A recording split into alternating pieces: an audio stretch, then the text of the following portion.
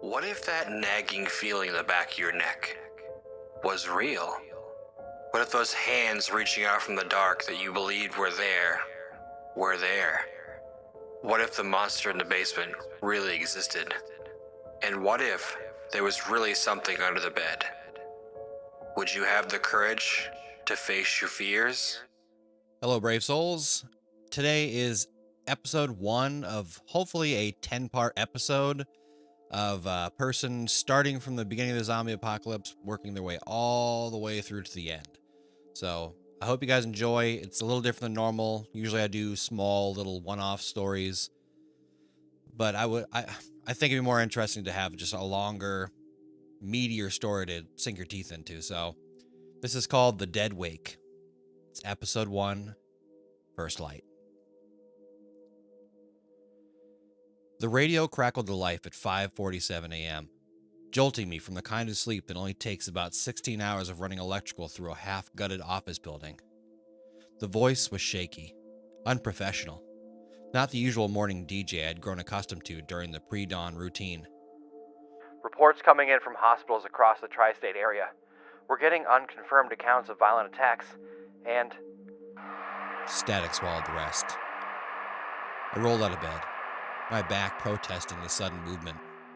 43 years old, and my body still thought it was carrying a full pack through the Hindu Kush. The coffee maker was already brewing, muscle memory from 12 years of 6 a.m. job sites. Outside my apartment window, Detroit was waking up like any other Tuesday in October. Traffic hummed along the Lodge freeway, early commuters clutching their coffee like lifelines. The radio found its voice again.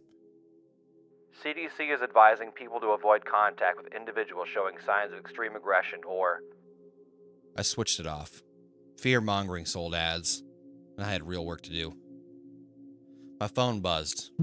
Text from Marcus, my foreman. Job site's closed today. Something about a health scare at the hospital next door. Take the day off. I stared at the message, rolling my shoulders. A day off meant a day without pay, but Marcus wasn't the type to close down over nothing. We'd work through ice storms, heat waves, and citywide blackouts. I'd seen him direct traffic around a gas leak while paramedics worked on a guy who'd taken a header off scaffolding. If Marcus had stayed home, something was wrong. The coffee tasted like burnt rubber, but I drank it anyway. Habit. In Afghanistan, coffee was liquid courage, liquid warmth, liquid hope. Here, it was just the thing that bridged the gap between unconsciousness and another day of threading wire through walls that would outlast all of us. By 7 a.m., I was dressed and restless. The apartment felt too small, too quiet. I'd lived here since the divorce. A one-bedroom in Corktown that Sarah would have called quaint, in that way that meant depressing. The walls were thin enough that I could hear Mrs. Chen next door talking to her cats in rapid-fire Mandarin. Normal sounds. Comforting sounds. I tried the radio again. Different station. Military personnel are being deployed to major metropolitan areas as a precautionary measure. The governor has declared a state of emergency. The next station was playing classic rock. The one after that was dead air. My phone rang. Unknown number. Yeah? Jake? Jake Morrison? The voice was familiar but strained. Who's this? It's Tommy. Tommy Brennan. From the 173rd. Tommy Brennan. I hadn't heard that name in 8 years. Last I'd known, he was working security in Chicago, living the suburban dream with a wife and 2 kids. He'd been my radio operator in Afghanistan, the kind of guy who would make you laugh even when the world was trying to kill you. Tommy, what the hell? Jake, listen to me. Something's happening. Something bad. I'm calling everyone I can think of. Everyone who might. His voice cut out for a second. Need to get out of the cities. Get somewhere defensible. Get supplies. Tommy, slow down. What's going on? I don't know, man. I honest to God don't know. But Linda's at the hospital. She's a nurse, remember? She called me an hour ago, crying. Said people are coming into the ER with bite wounds. And the ones who got bit, they're not staying down. She said they're attacking people. And the ones they attack, The line went dead. I tried calling back, straight to voicemail. Outside, a siren wailed in the distance. Then another. Then another. The sound layered and multiplied until it became a symphony of emergency. The kind of noise that made your teeth ache and your stomach clench. I walked to the window. The freeway is still moving, but slower now. Cars were bunched up, stopping and starting. As I watched, an ambulance tried to muscle through the traffic, its siren adding to the chorus. It made maybe 50 yards before getting stuck behind a semi that had jackknifed across 2 lanes. My phone buzzed again. News alert. Breaking. Multiple casualties reported at Detroit Medical Center. Authorities advising residents to avoid the area. Then another. CDC issues statement regarding aggressive behavior in hospitalized patients. And another. Governor activates National Guard following reports of civil unrest. I've seen this before. Not zombies. Nobody was talking about zombies yet. But the cascade effect.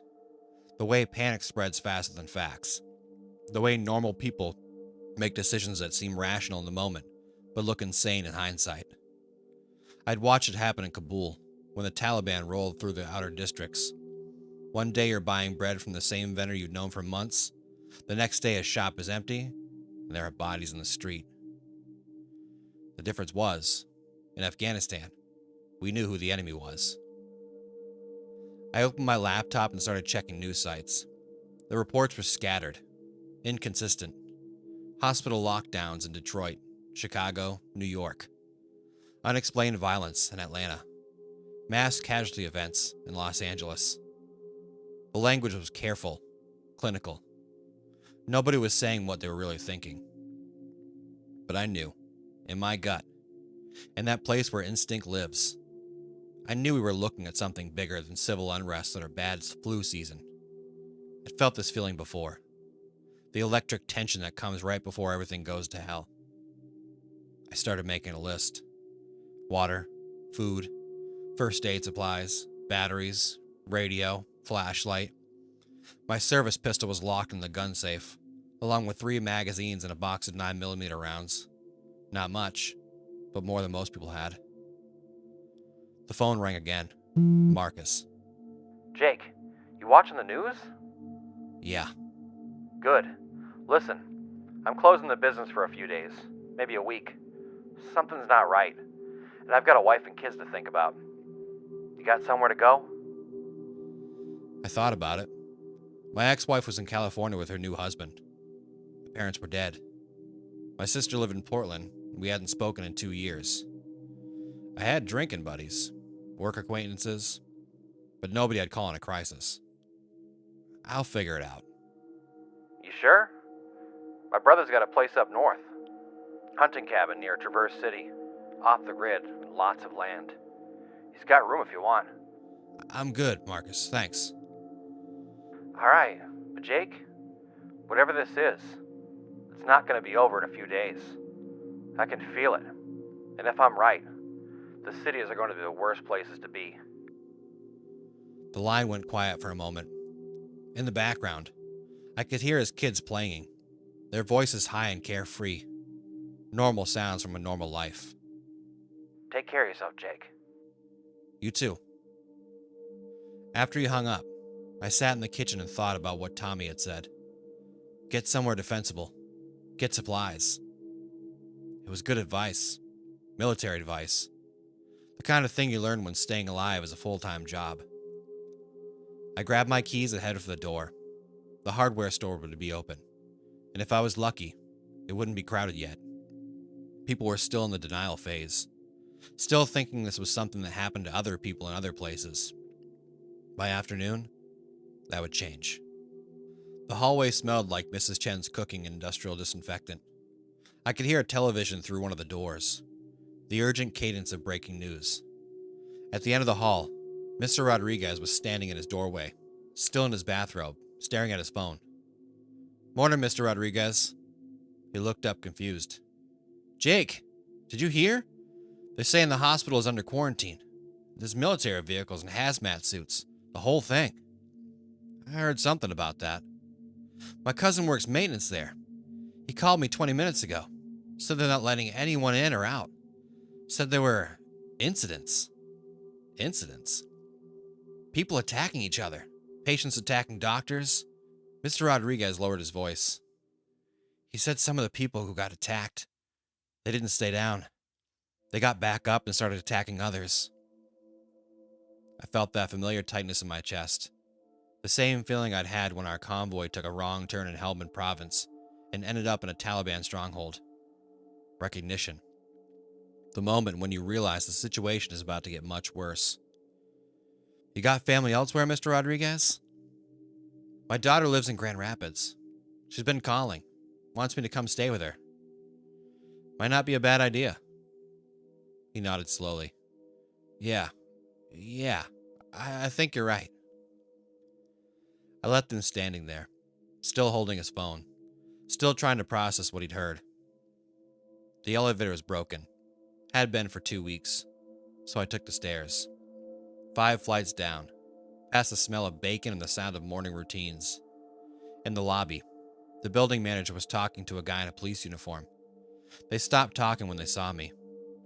Morning, Jake. The manager's voice was tight. This is Officer Patterson. He's here about the situation. Patterson looked young, nervous. The kind of cop who still believed the badge meant something. Who hadn't yet learned that some problems can't be solved with a uniform and good intentions. Sir, we've been advising residents to stay indoors today, as a precaution. Precaution against what?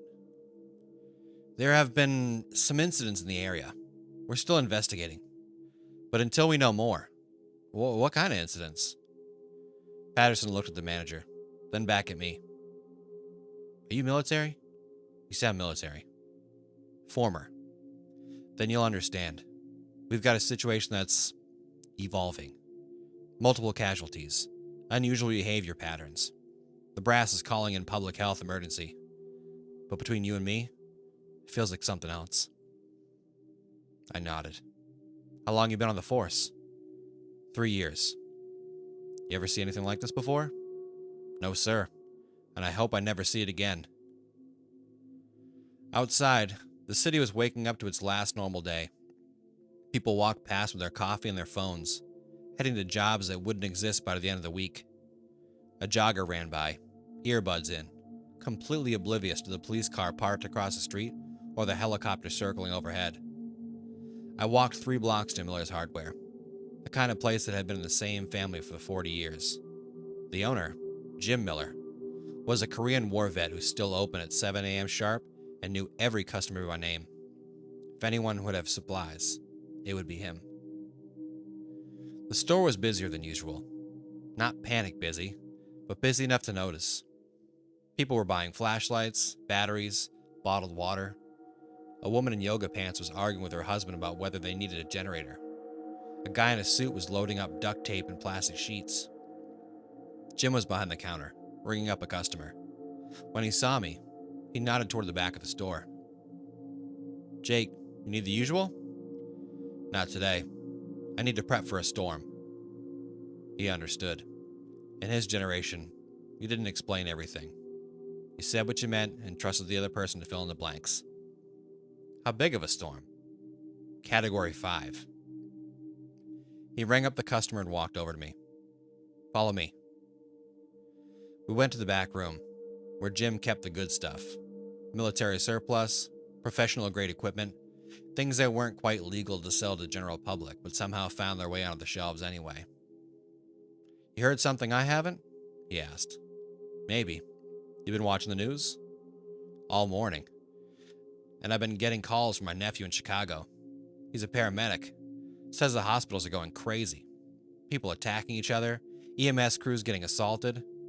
He's never seen anything like it. Jim pulled out a box of emergency rations. These are good for 5 years. Tastes like cardboard, but they'll keep you alive. How many you got? Enough. He started pulling items off the shelves.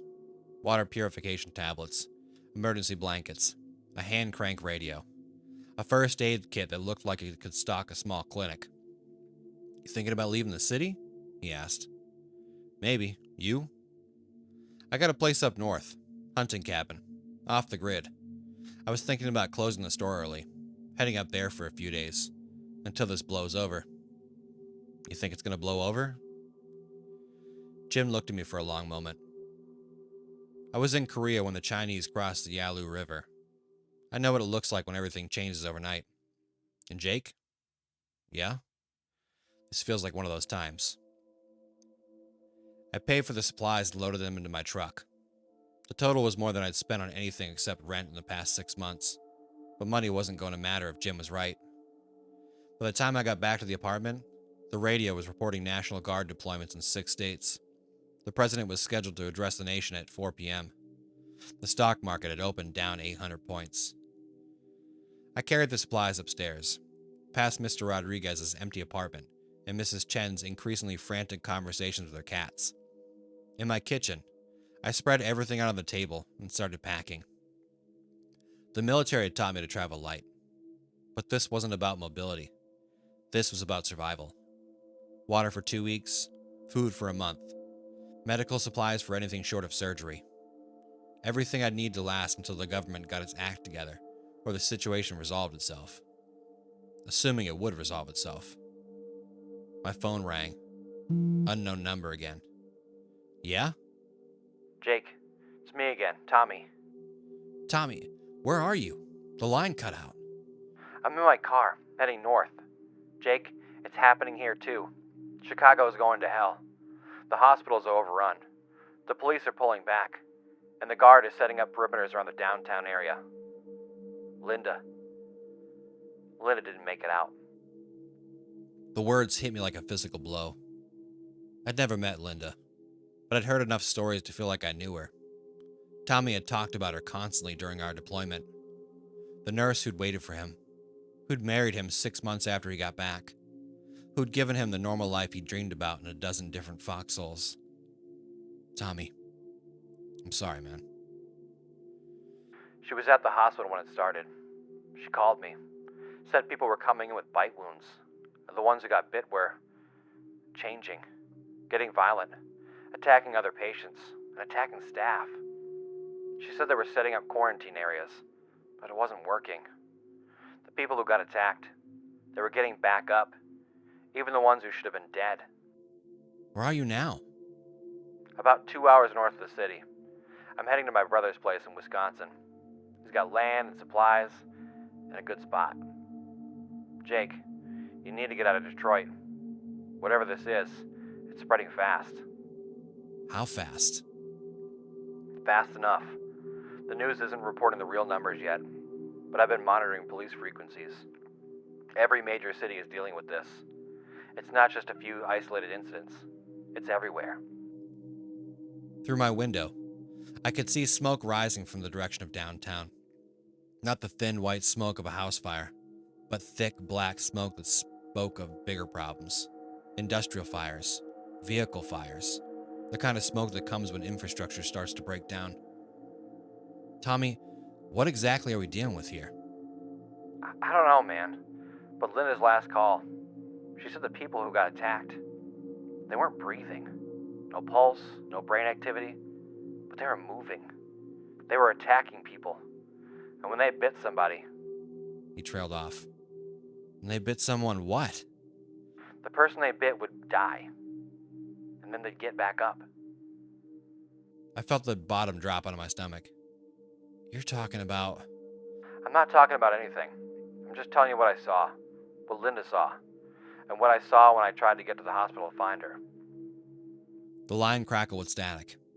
In the background, I could hear the sound of Tommy's engine, the rhythmic thump of tires on pavement.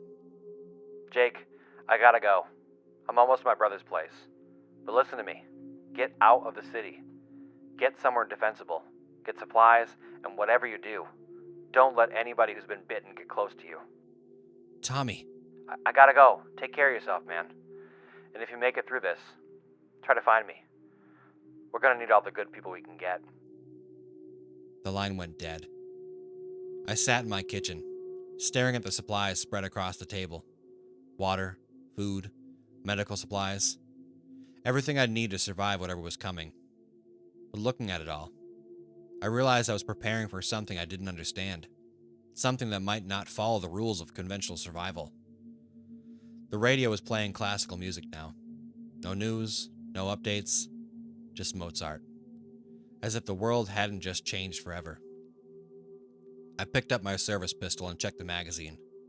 15 rounds. 3 additional magazines, 60 rounds total. In Afghanistan, we'd gone through that much ammo in a single firefight. Tommy was right. If the dead were somehow getting back up, 60 rounds might not be enough. But it was what I had. I spent the next hour cleaning and checking my gear. My pistol was in perfect condition, well maintained and reliable. The first aid kit was comprehensive. The food and water would last a month if I was careful. The radio would keep me connected to whatever was left outside of the world. By noon, the smoke downtown was thicker. I could hear sirens constantly now, a never-ending wail that spoke of emergency services overwhelmed and outgunned. The traffic on the freeway had stopped moving entirely. From my window, I could see people abandoning their cars and walking. My phone buzzed. It's a news alert. President to address nation at 2 p.m. regarding ongoing health crisis. 2 hours ahead of schedule. That was bad. Politicians didn't move up timetables unless they were dealing with something that couldn't wait. I turned on the TV. Every channel was showing the same thing. Aerial shots of major cities. Smoke rising from multiple locations. Military vehicles in the streets. The anchors were trying to maintain their professional composure, but I could see the fear in their eyes.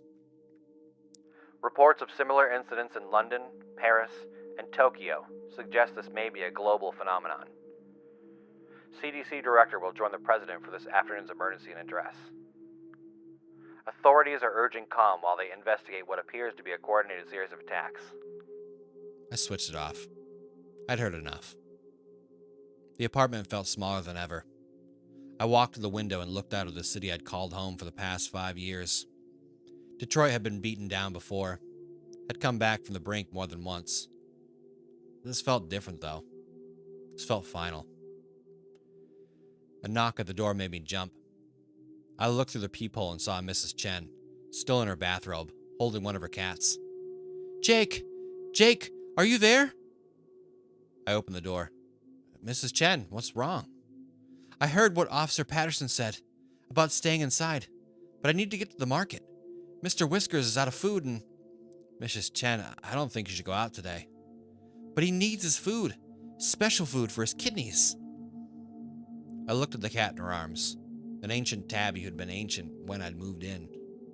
What kind of food? Hill's prescription diet. They sell it at the veterinary clinic at Cass Avenue. Cass Avenue. Right in the heart of the area where the smoke was thickest. Mrs. Chen, I'll go get it. You stay here. Oh, Jake, you don't have to.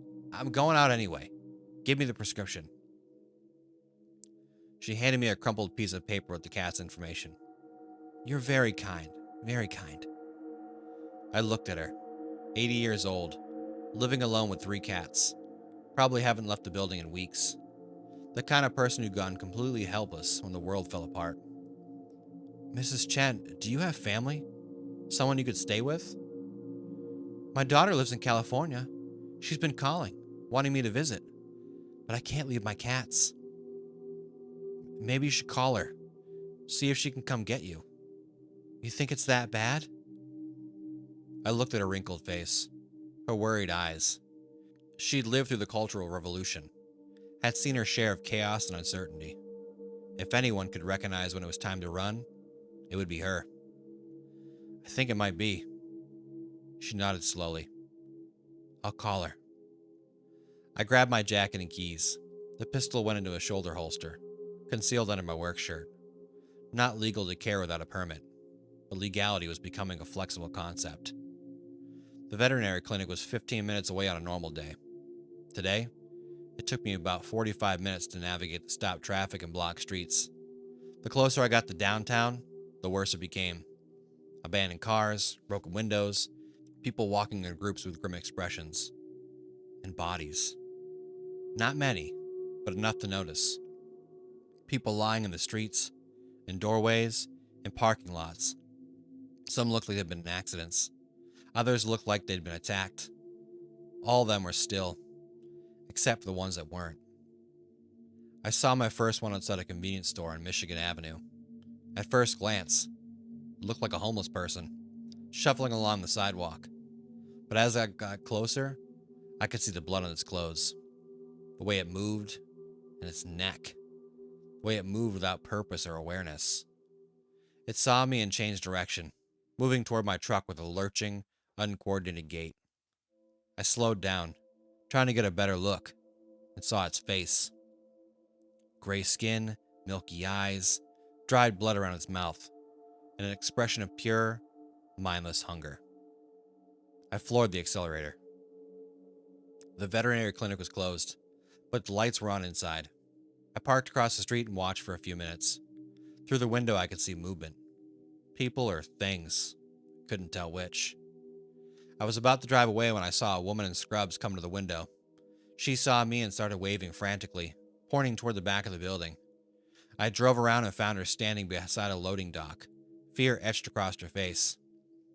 "Are you here for supplies?" she asked. "Cat food. Prescription diet." "Thank God. I thought you were another reporter. Come on, quickly."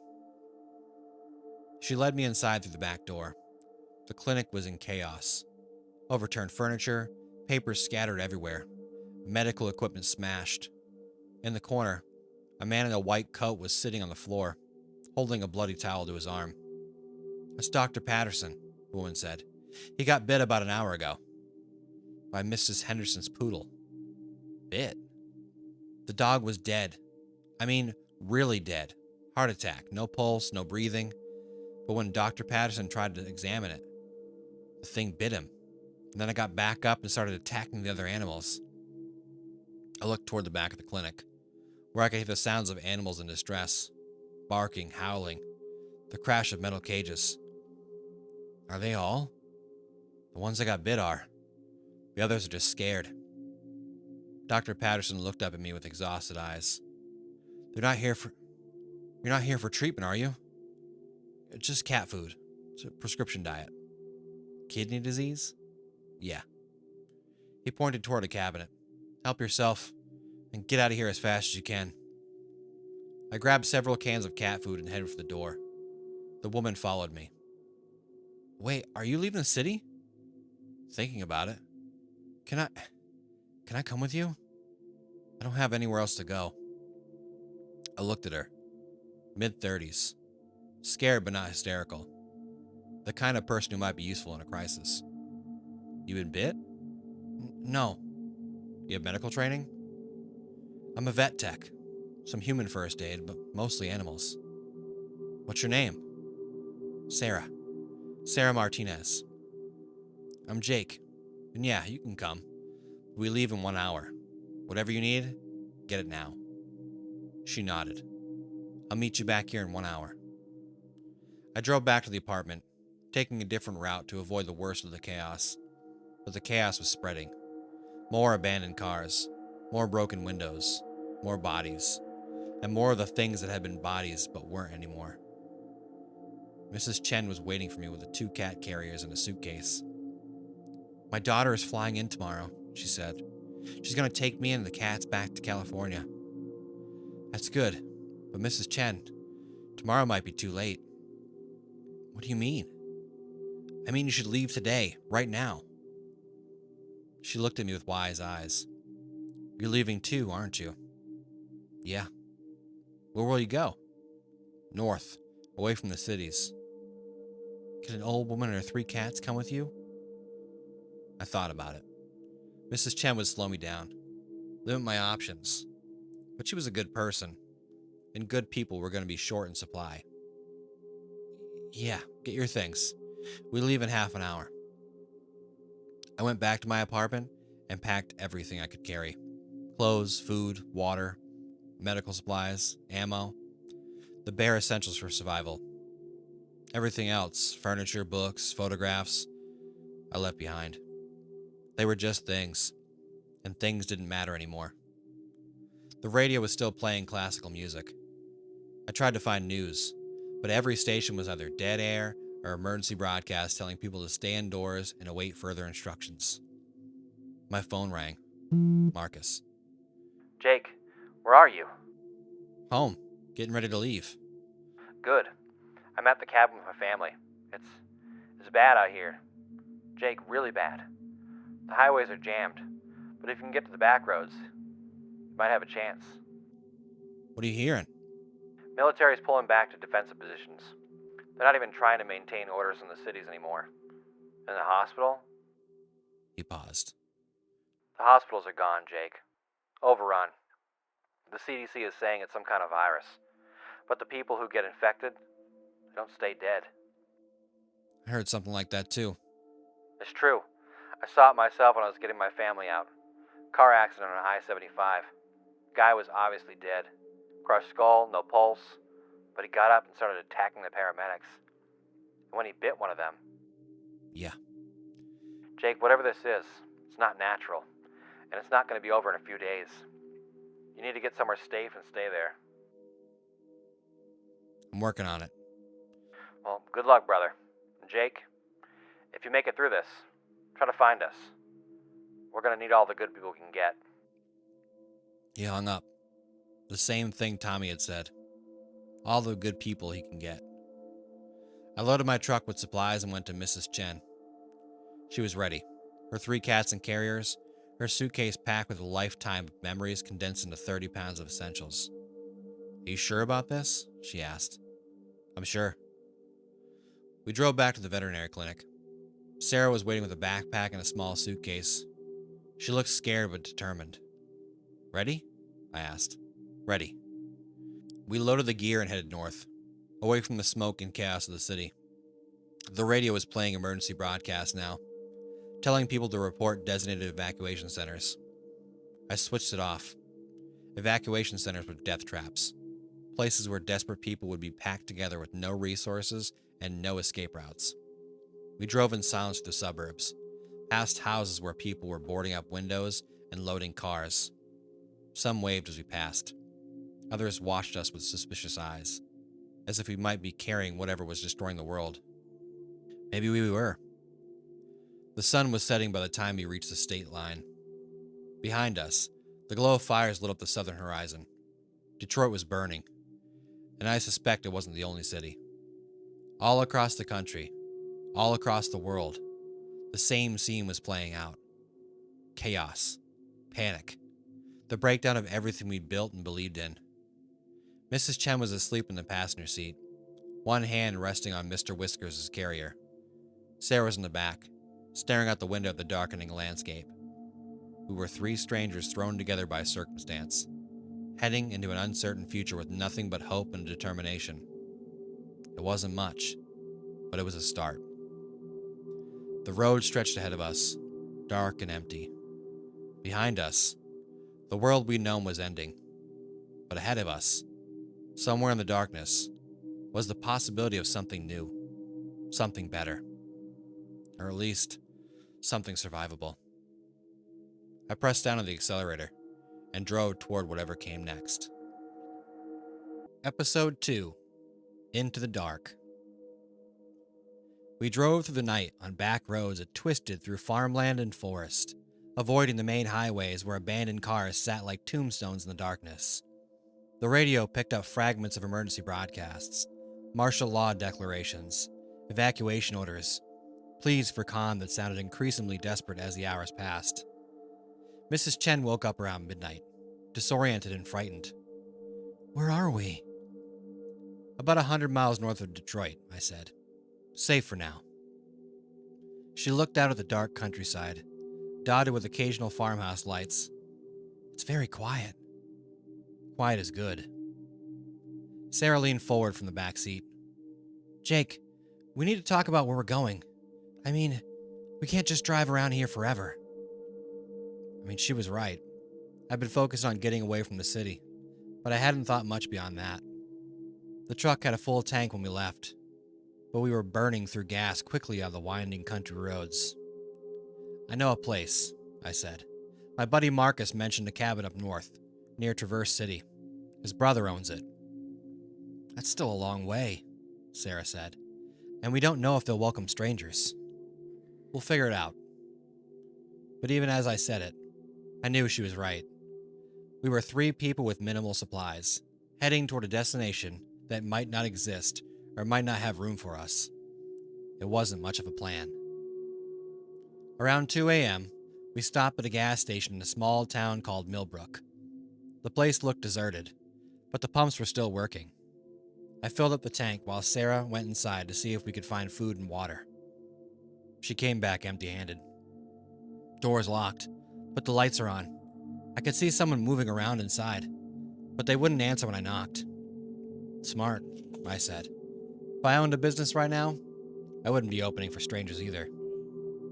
We drove on, past dark houses and empty streets. The small towns felt like ghost towns, as if the residents had either fled or were hiding behind locked doors, waiting for the storm to pass. But storms pass. This felt like something that was just beginning. Dawn found us on a dirt road that cut through dense forest. The trees pressed close on both sides, their branches forming a canopy that blocked out most of the sky. It was the kind of place where you could completely disappear, where the outside world ceased to exist. There, Mrs. Chen said, pointing ahead. A house. It was more of a cabin than a house. A single-story structure with a wraparound porch and a stone chimney. Smoke was rising from the chimney, and I could see a pickup truck parked beside the building. Someone's home, Sarah said. I pulled into the driveway and turned off the engine.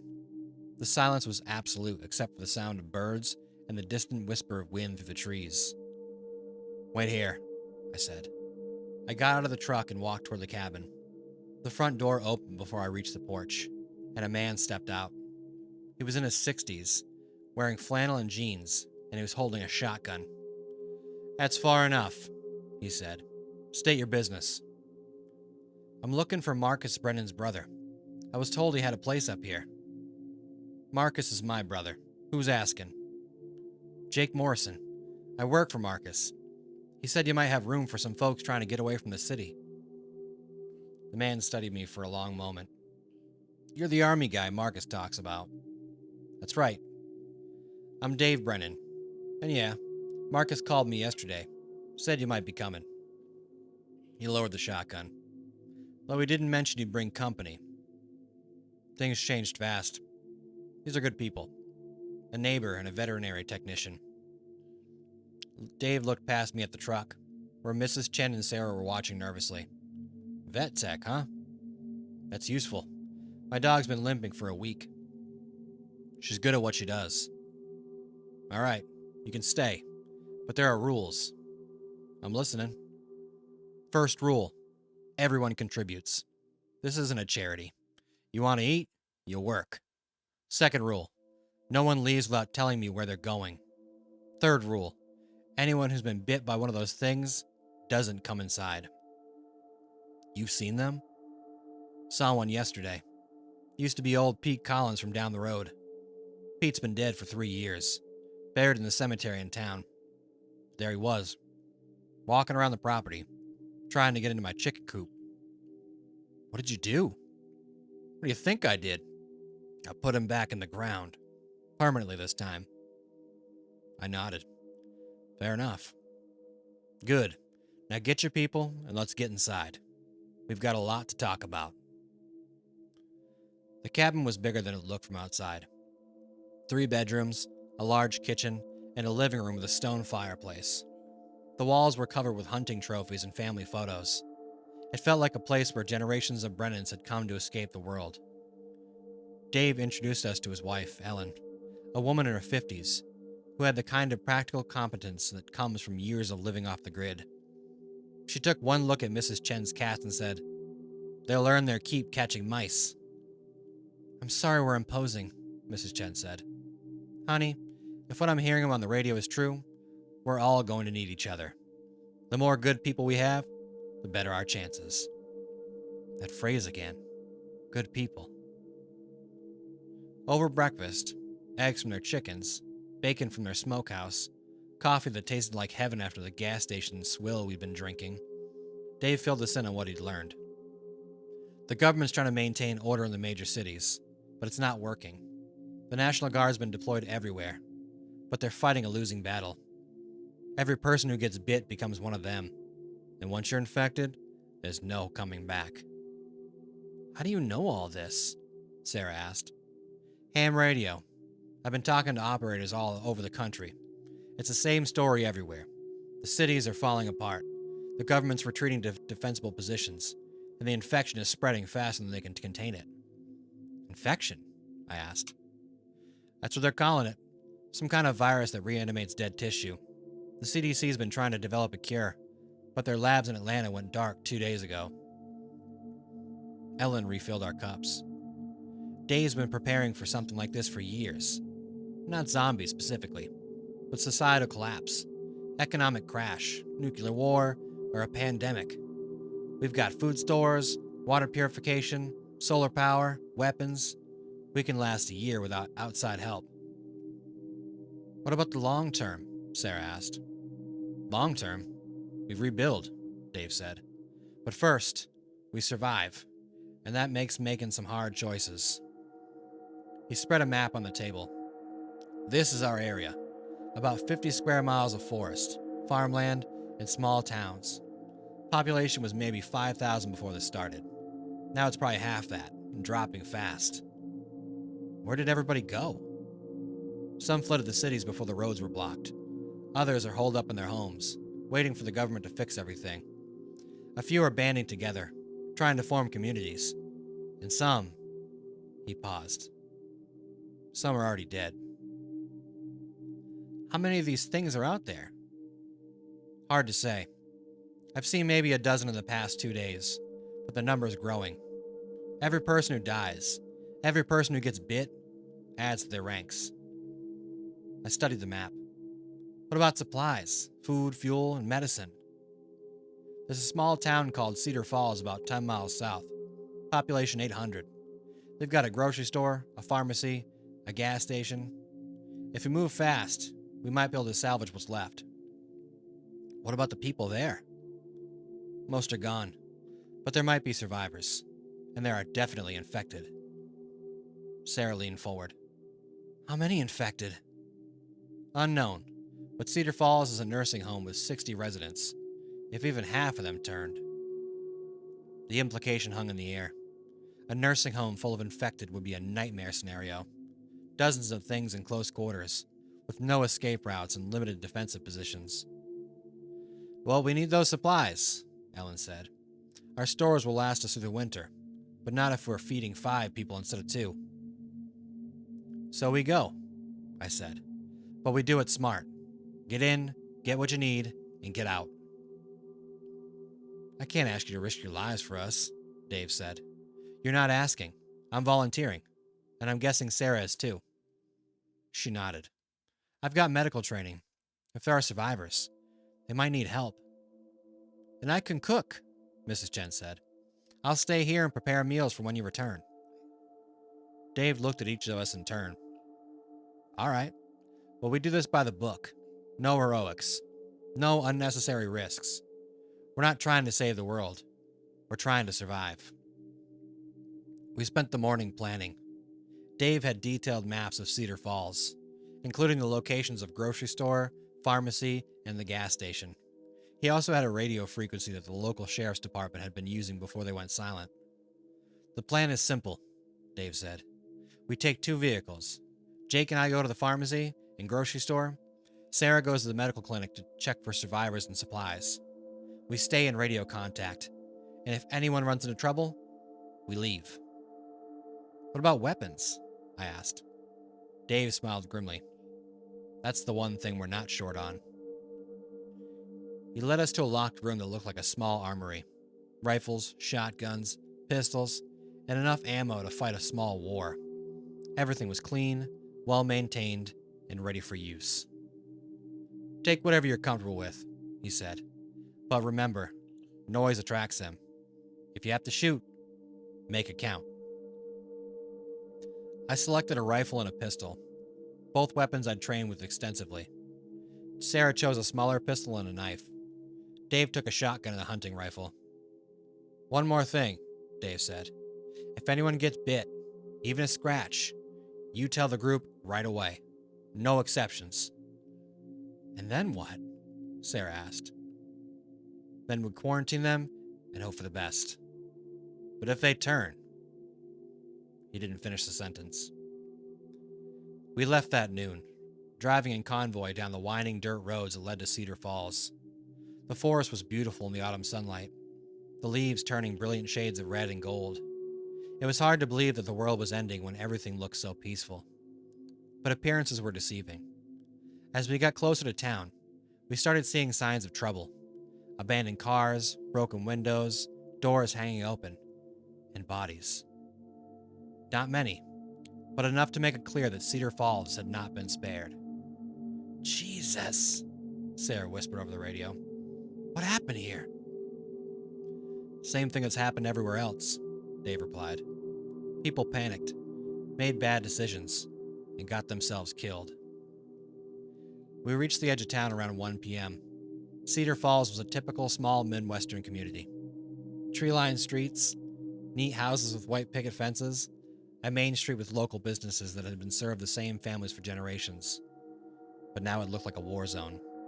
Store windows were smashed, cars were overturned, and debris littered the streets. I could see movement in some of the buildings, shadows that moved wrong, too slow and too purposeful to be human. First stop is the grocery store, Dave said. Sarah, the medical clinic is 2 blocks down.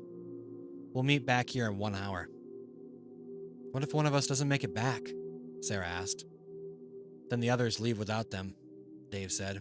No heroics, remember? We parked in front of the grocery store and approached carefully. The front windows were broken, but the interior was dark. I could hear sounds from inside, shuffling footsteps, the crash of falling objects. Someone's in there, I said.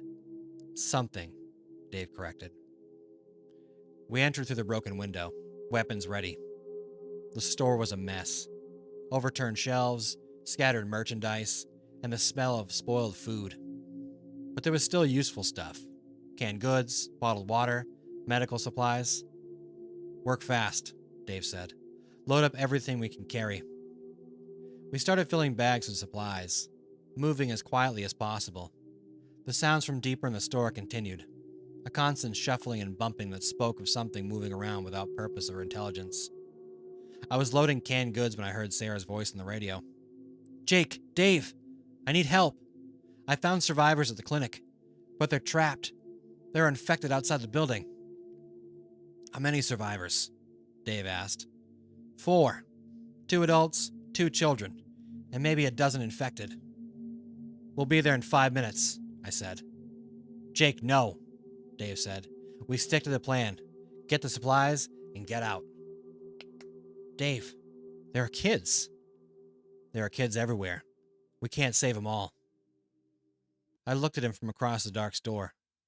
Maybe not, but we can save these 4. He shook his head. It's too risky. If we get trapped, we all die. Then we don't get trapped. I keyed the radio. Sarah, hold tight. We're coming. Jake, damn it! Dave, I'm going with or without you. Your choice. He stared at me for a long moment, then sighed. All right, but we do this smart. No unnecessary risks. We grabbed what supplies we could carry and headed from the clinic. The building was a single-story structure with a small parking lot. I could see Sarah's truck parked out front and several figures moving around the building. The infected. They looked like people, or what had once been people, but their movements were wrong, too slow and uncoordinated. And their eyes were empty, devoid of anything human. How do we do this? Dave asked. Distraction. You draw them away from the building. I go in and get the survivors. What about Sarah? She stays with the survivors until we're ready to move. Dave looked at the infected, then at me. This is insane. Probably, but it's the right thing to do. He nodded. All right, give me 2 minutes to get in position. I watched him circle around to the back of the building, then keyed the radio. Sarah, we're moving in. Where are the survivors? Back office. Door's locked, but they're safe for now. How many infected are inside? 3, maybe 4. The rest are outside. Okay, Dave's going to draw the outside ones away. When he does, I'm coming in. Jake, be careful. These things, they don't think like people. They just react to sound and movement. Understood. I heard Dave's shotgun boom from the far side of the building. The infected outside immediately turned and began moving toward the sound, their shuffling gait speeding up slightly. I ran to the front door and slipped inside. The clinic was dark, lit only by the light coming through the windows. I could hear movement from the back of the building. The infected were still inside. Sarah, I called softly. Here. Her voice came from somewhere to my left. Back office. I moved carefully through the reception area, past overturned chairs and scattered paperwork. The smell hit me as I got closer to the back. The sick, sweet odor of decay and death. I found the office door and knocked softly. Sarah, it's Jake. The door opened, and Sarah's face appeared. Behind her, I could see 4 people huddled in the corner. A man and a woman in their 30s, and 2 children who couldn't have been more than 8 or 9. Are you hurt? I asked. No, the man said. But we can't get out of here. Those things are everywhere. Not anymore. We're gonna get you out of here. Who are you? The woman asked. Friends. We're here to help. I heard Dave's voice on the radio. Jake, I've got most of them following me, but there are still a few around the building, and I'm running low on ammo. Copy that. We're moving now. I turned to the survivors. We're going to walk out here calmly and quietly. No running, no shouting. Follow Sarah and do exactly what she says. The family nodded. The children were scared but trying to be brave. The kind of kids who'd been raised to trust adults, to believe that grown-ups would keep them safe. I hope we could live up to that trust. We moved through the clinic slowly, stopping to listen to each doorway. I could hear the infected moving around, but they seemed to be concentrated in the front of the building. Dave's distraction was working. We reached the back exit without incident. Outside, Dave was about 50 yards away, leading a group of infected deeper into the parking lot. There were maybe 8 or 10 of them, all moving with that same shuffling gait. Everyone in Sarah's truck, I said, quietly. The family climbed into the back seat while Sarah got behind the wheel. I got into the passenger seat and keyed the radio. Dave, we're clear. Time to go. On my way. I watched him break away from the infected and run toward his truck. He was moving fast, but the infected were following. One of them was closer than the others, close enough that I could see its face. What had been its face? The features were there, but they were wrong, distorted by whatever had happened to it. Dave reached his truck and got inside just as the infected reached the vehicle. They pressed against the windows and their hands leaving smears of blood and decay on the glass. Go, I said to Sarah. She gunned the engine and pulled out of the parking lot, followed by Dave. In the rearview mirror, I could see the infected still clustering around where his truck had been parked, confused by the sudden absence of their prey. We drove back to the cabin in silence. The family in the back seat was exhausted, traumatized by what they'd been through. The children leaned against their parents, seeking comfort and safety. Back at the cabin, Ellen took charge of the survivors, getting them fed and settled in the spare bedroom. The man introduced himself as Tom Wesley, an accountant from Cedar Falls. His wife was Linda, a school teacher. The kids were Emma, age 7, and Jake, age 9. We were at the clinic when it started, Tom explained. Linda had a doctor's appointment, and we brought the kids along. When those things attacked the town, we locked ourselves in the office and waited. How long were you there? Dave asked. 3 days. We had some bottled water and snacks from the vending machine, but we were running out of food. You did the right thing, Dave said, staying put and waiting for help. Are we safe now? Emma asked. Ellen knelt down next to her. You're safe, sweetheart. We're going to take care of you. As the survivors settled in, Dave and I inventoried the supplies we'd gathered. It wasn't much, maybe 2 weeks worth of food for 7 people. some medical supplies, and a few gallons of gasoline. But it was enough to extend our survival timeline. That was stupid, Dave said as we unlocked the last of the supplies. We could have gotten killed. But we didn't. This time. But what about next time? What about when we run out of food again? Are we going to risk our lives for every stranger we meet? It was a fair question. I didn't have a good answer. I don't know, I said. But I know we couldn't leave those kids. Dave nodded. Yeah, I know. But Jake, we need to think about the bigger picture. This isn't going to be over in a few days or a few weeks. We might be living like this for months, maybe years. And if we're going to survive, we need to make smart choices. What kind of choices? The kind that keeps us alive, even if they're not the kind we want to make. That night, we sat around the fireplace and listened to the radio. The news was uniformly bad. The government had retreated to secure locations.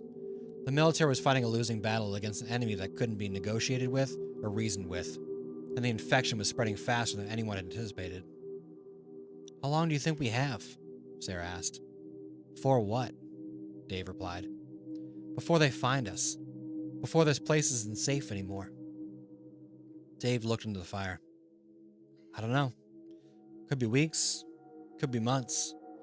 But eventually, the infected will spread into the rural areas.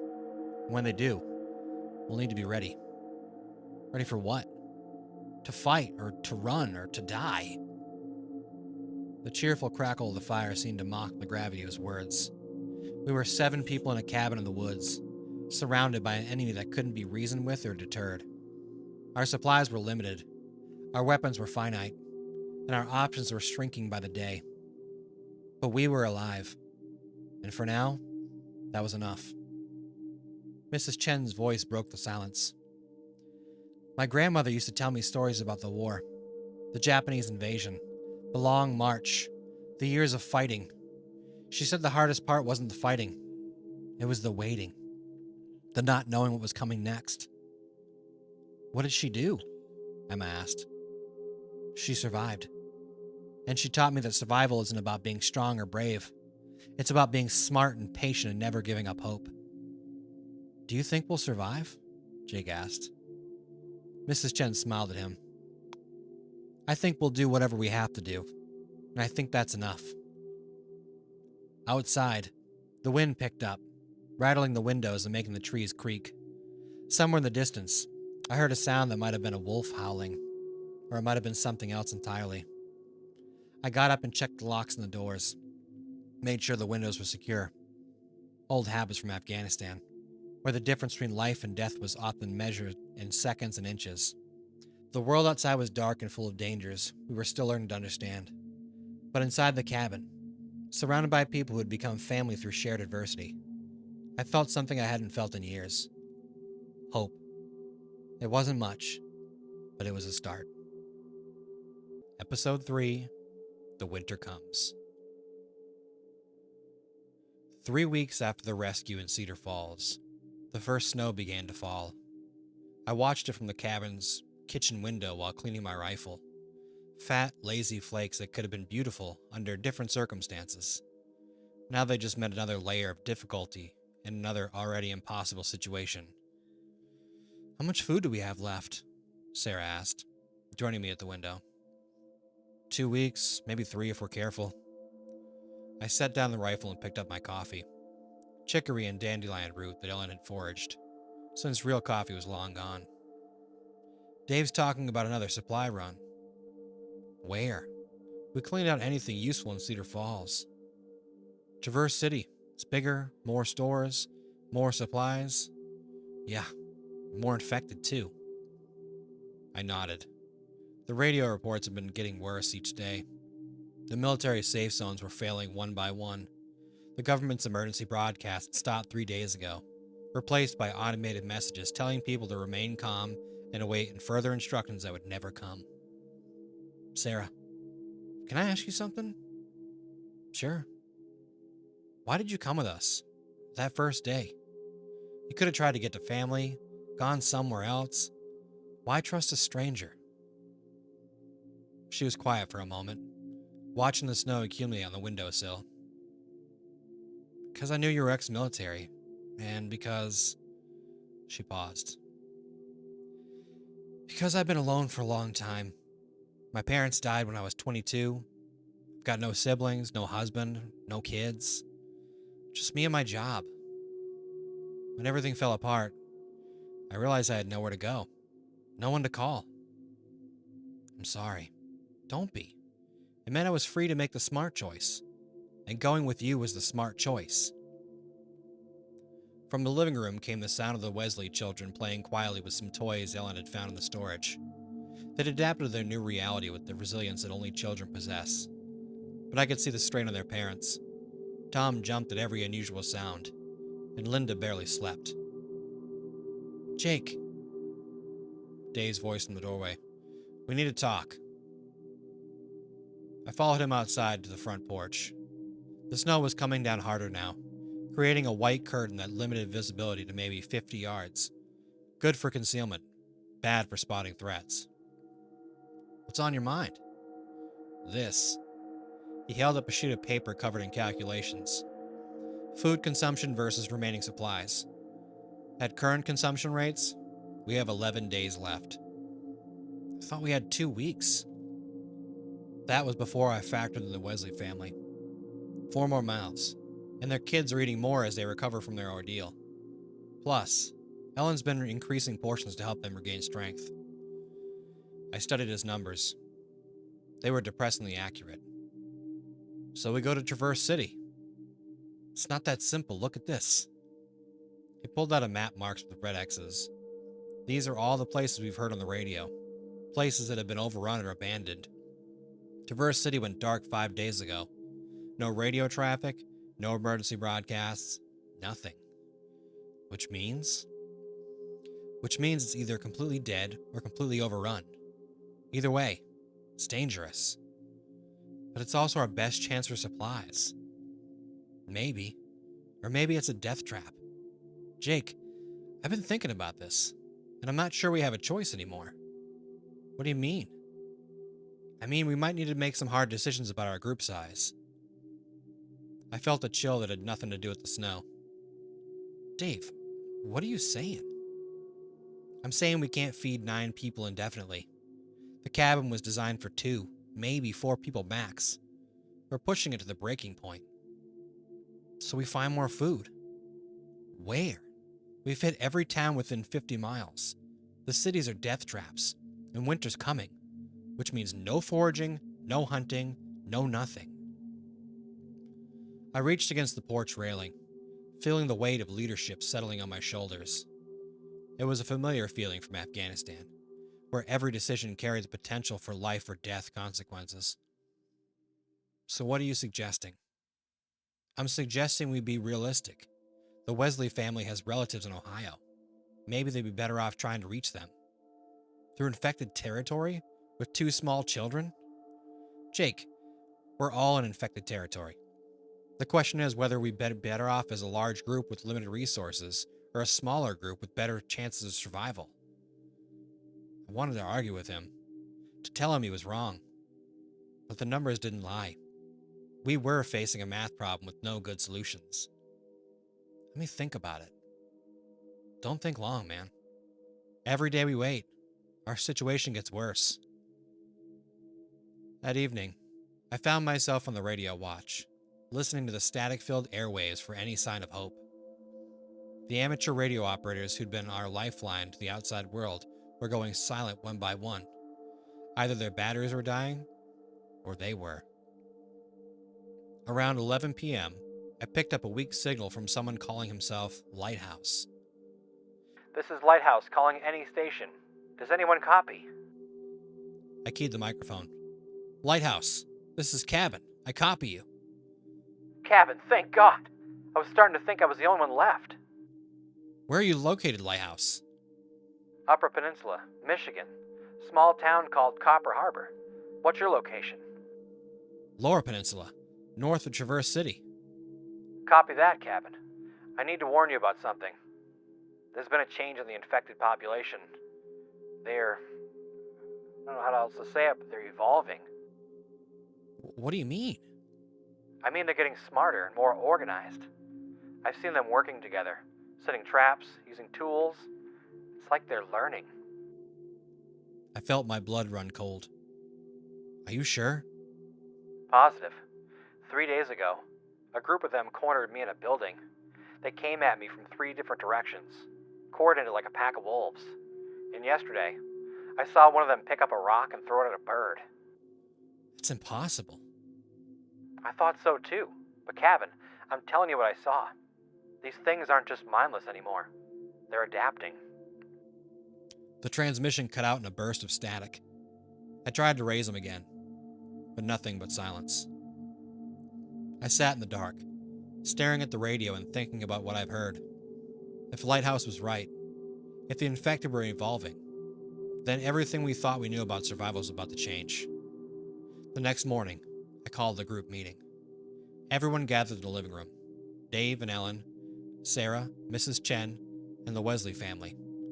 The children played quietly in the corner while the adults discussed our future. We need to face facts, I said. Our supplies are running out, and we need to make some decisions about what comes next. What kind of decisions? Tom asked. The kind that determine whether we live or die. I laid out the situation as clearly as I could. The food shortage, the approaching winter, the increasing danger from the infected. When I finished, the room was silent except for the sound of Emma humming to herself as she played with her doll. So what are our options? Linda asked. 3 choices, Dave said. We can stay here and hope we find more food. We can try to reach a larger settlement with better resources. Or we can split up. Split up?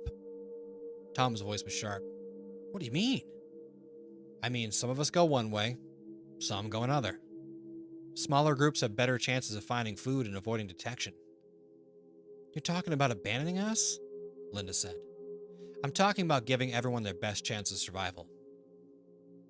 The argument that followed was heated but quiet, mindful of the children. Tom accused Dave of being selfish. Dave accused Tom of being naive. Sarah tried to mediate, while Mrs. Chen sat silently, watching everything with wise eyes.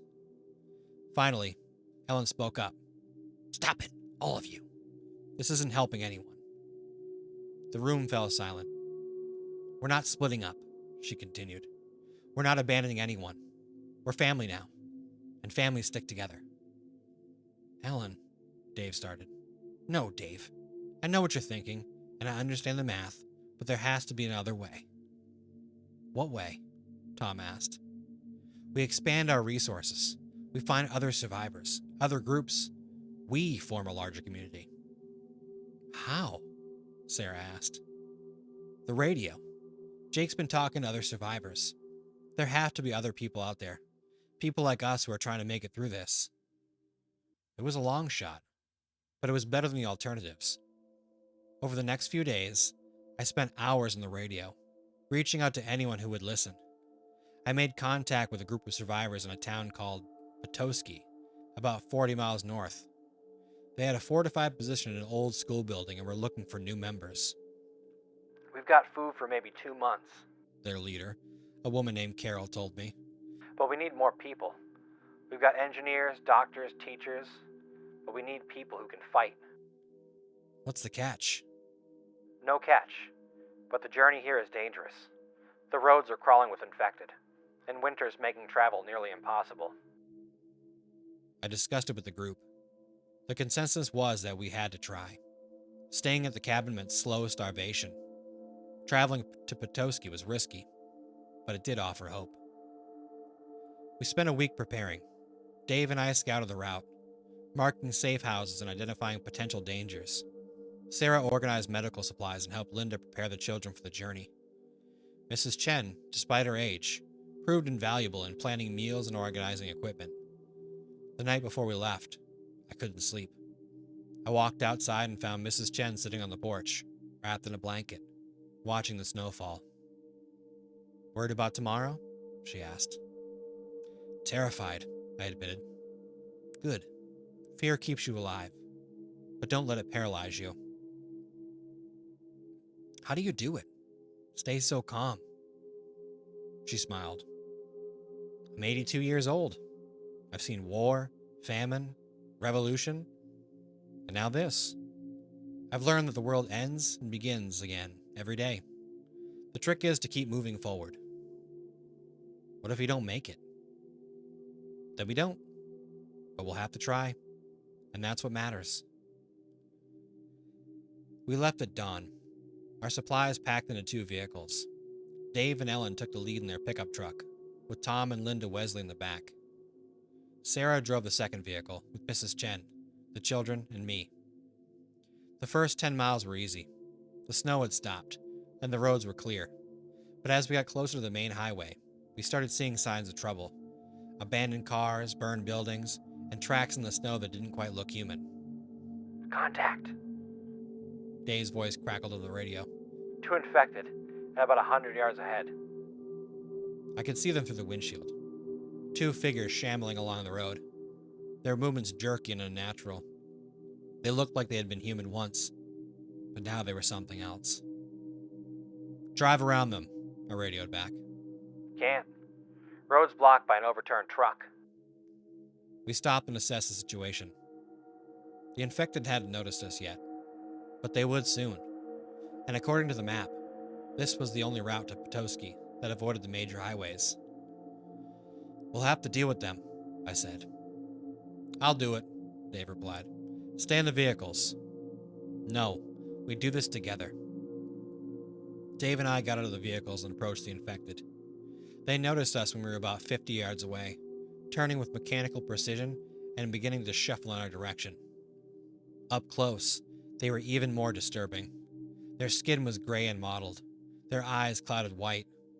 One of them had been a middle-aged woman, still wearing the tattered remains of a floral dress.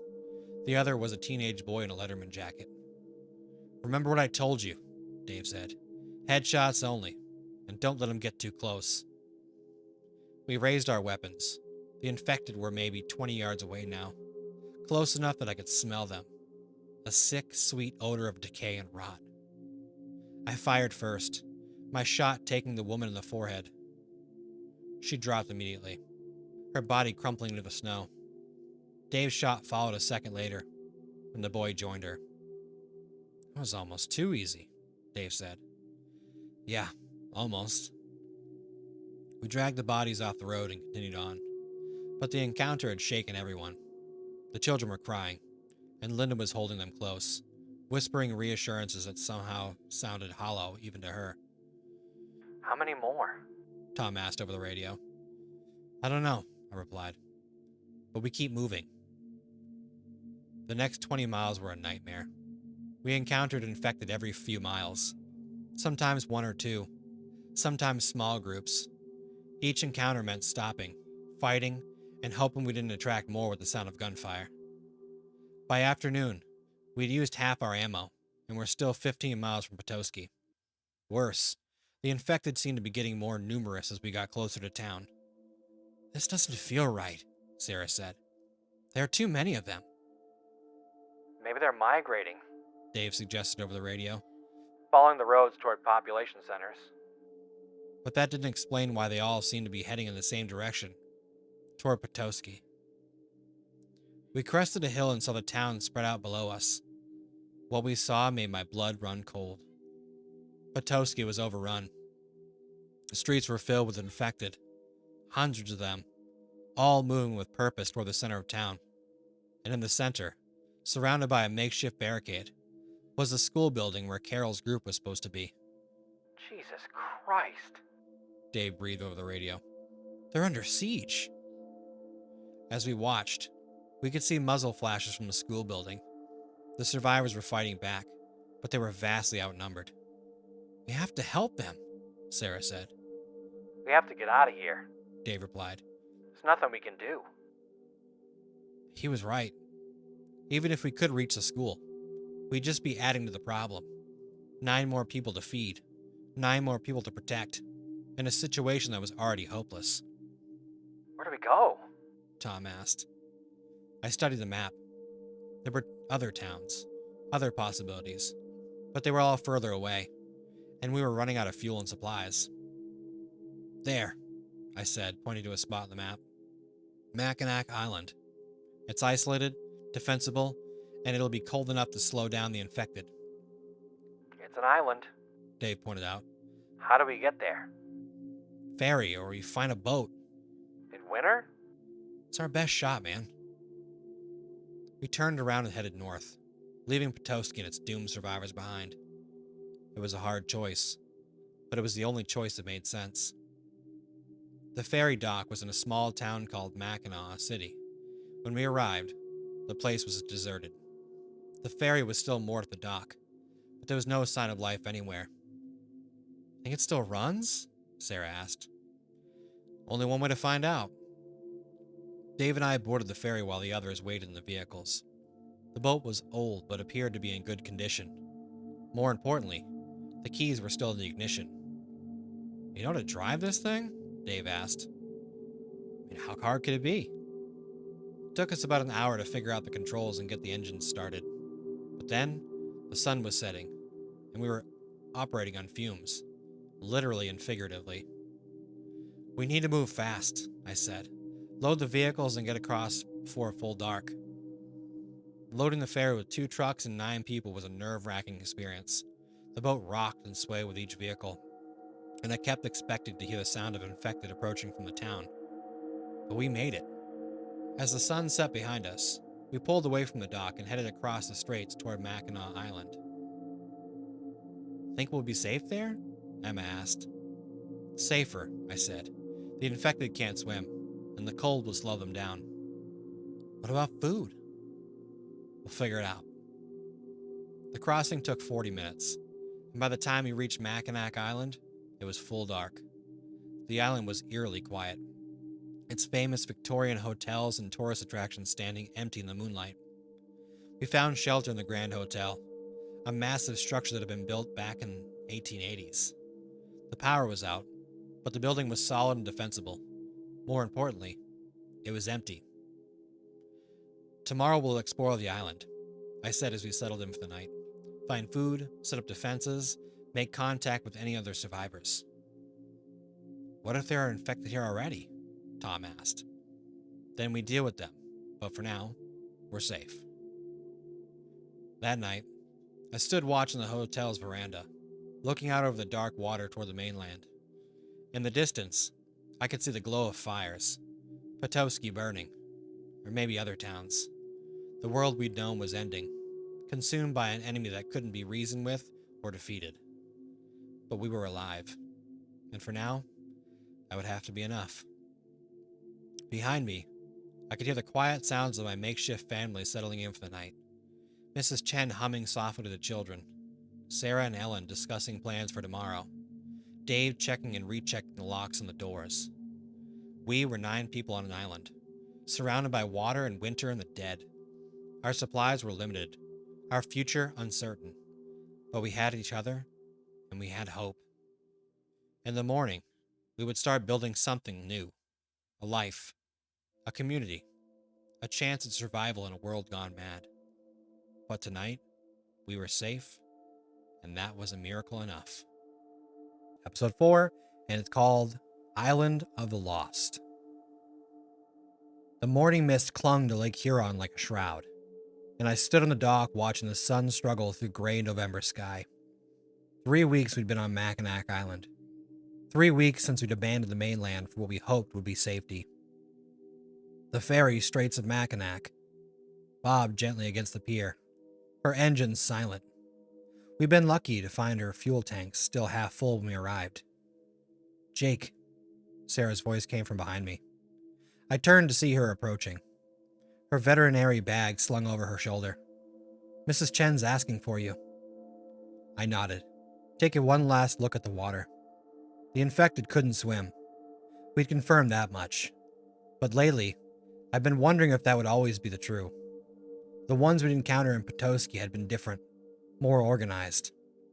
The thought made my stomach twist. Mrs. Chen was sitting in her chair by the window of the Grand Hotel's lobby, wrapped in a thick quilt we'd found in one of the rooms. The old Victorian hotel had become our fortress, its elevated position giving us a clear view of the harbor and the surrounding area. Most of the island's permanent residents had either fled or, well, We'd found what remained of them in the first few days. You look troubled, Jake, she said without turning around. At 84, she had an uncanny ability to read people. Always am these days, I said, settling into the chair beside her. What's on your mind? She pointed toward the harbor with a gnarled finger. The boats. We have 4 now. The ferry, the Coast Guard cutter, and those 2 fishing boats. But winter's coming hard, and we haven't seen another living person in a week. I knew what she was getting at. When we first arrived, there had been other survivors scattered across the island. Families who'd had the same idea we did. But one by one, they'd either left the mainland or disappeared. The Hendersons had taken their sailboat 2 weeks ago, convinced they could make it to warmer waters. The Kowalskis had simply vanished one night, their cabin empty, their boat still tied to the dock. You think we should leave too? I said. I think we should have options. She turned to her face for me, her dark eyes sharp despite her age. This island, it feels like a trap now. Beautiful, safe, but still a trap. Before I could respond, Dave Brennan's voice echoed across the lobby. Jake, you need to see this. I found him in the hotel's communications room, surrounded by radio equipment we'd salvaged from the Coast Guard station. His face was pale, and his hand shook as he handed me the headset. Government broadcast, he said. First ones we picked up in 2 weeks. I put on the headset and listened to the crackled transmission. Emergency Management Agency. This is a recorded message broadcast on all available frequencies. Effective immediately, all remaining safe zones are under military quarantine. Attempts to reach designated areas will be met with lethal force. Repeat, all safe zones are closed. Military forces are establishing secure perimeters around the following locations: Fort Knox, Kentucky, Cheyenne Mountain, Colorado, and Naval Base San Diego, California. Civilian attempts to reach these perimeters will be considered hostile actions. The message continued, but I'd heard enough. I pulled off the headset and looked at Dave. How long have they been broadcasting this? Started about an hour ago, Jake. If the government's given up on civilian rescue operations, then we're completely on our own. I finished the thought he couldn't voice. Gather everyone in the main dining room. We need to talk. The government's not coming, I said without preamble. They've sealed themselves into bunkers and written off the rest of us. Ellen Brennan's face crumpled. What about the rumors of safe zones in Florida? The radio chatter about military operations. Dead ends, Dave said. I've been monitoring every frequency. The organized rescue operation stopped 3 days ago. It's just automated broadcasts now. Tom Wesley slammed his fist on the table. So what the hell do we do? We can't stay here forever. We've got maybe 2 weeks of food left, and that's if we ration strictly. There's something else, I said, hating what I was about to tell them. The infected on the mainland, they're changing, getting smarter, more organized. Sarah's been tracking their movements through the binoculars. All eyes turned to Sarah, who nodded grimly. You're not just wandering anymore. Yesterday, I watched a group of 20 move in formation along the shoreline. They were searching, like they knew we were here. That's impossible, Lisa Wesley said. They're just animals, rabid animals. Are they? Mrs. Chen's voice was quiet but cut through the room. We've all seen them evolve. First, they were mindless, driven only by hunger. Then they began to hunt in packs. Now they coordinate. What comes next? The silence that followed was deafening. Finally, young Mark Brennan spoke up.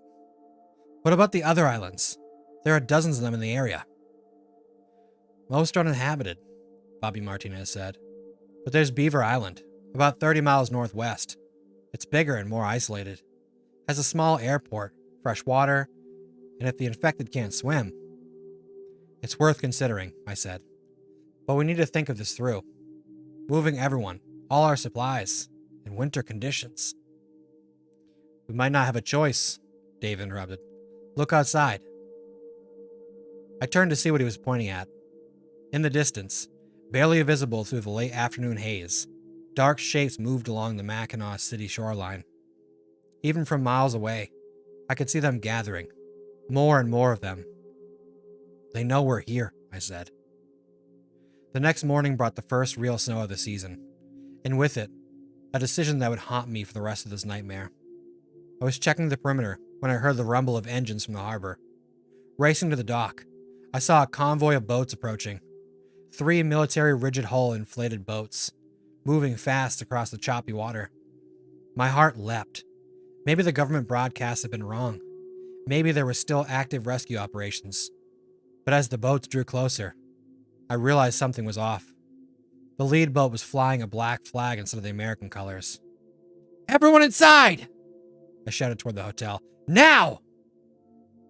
The boats pulled up to the dock with military precision.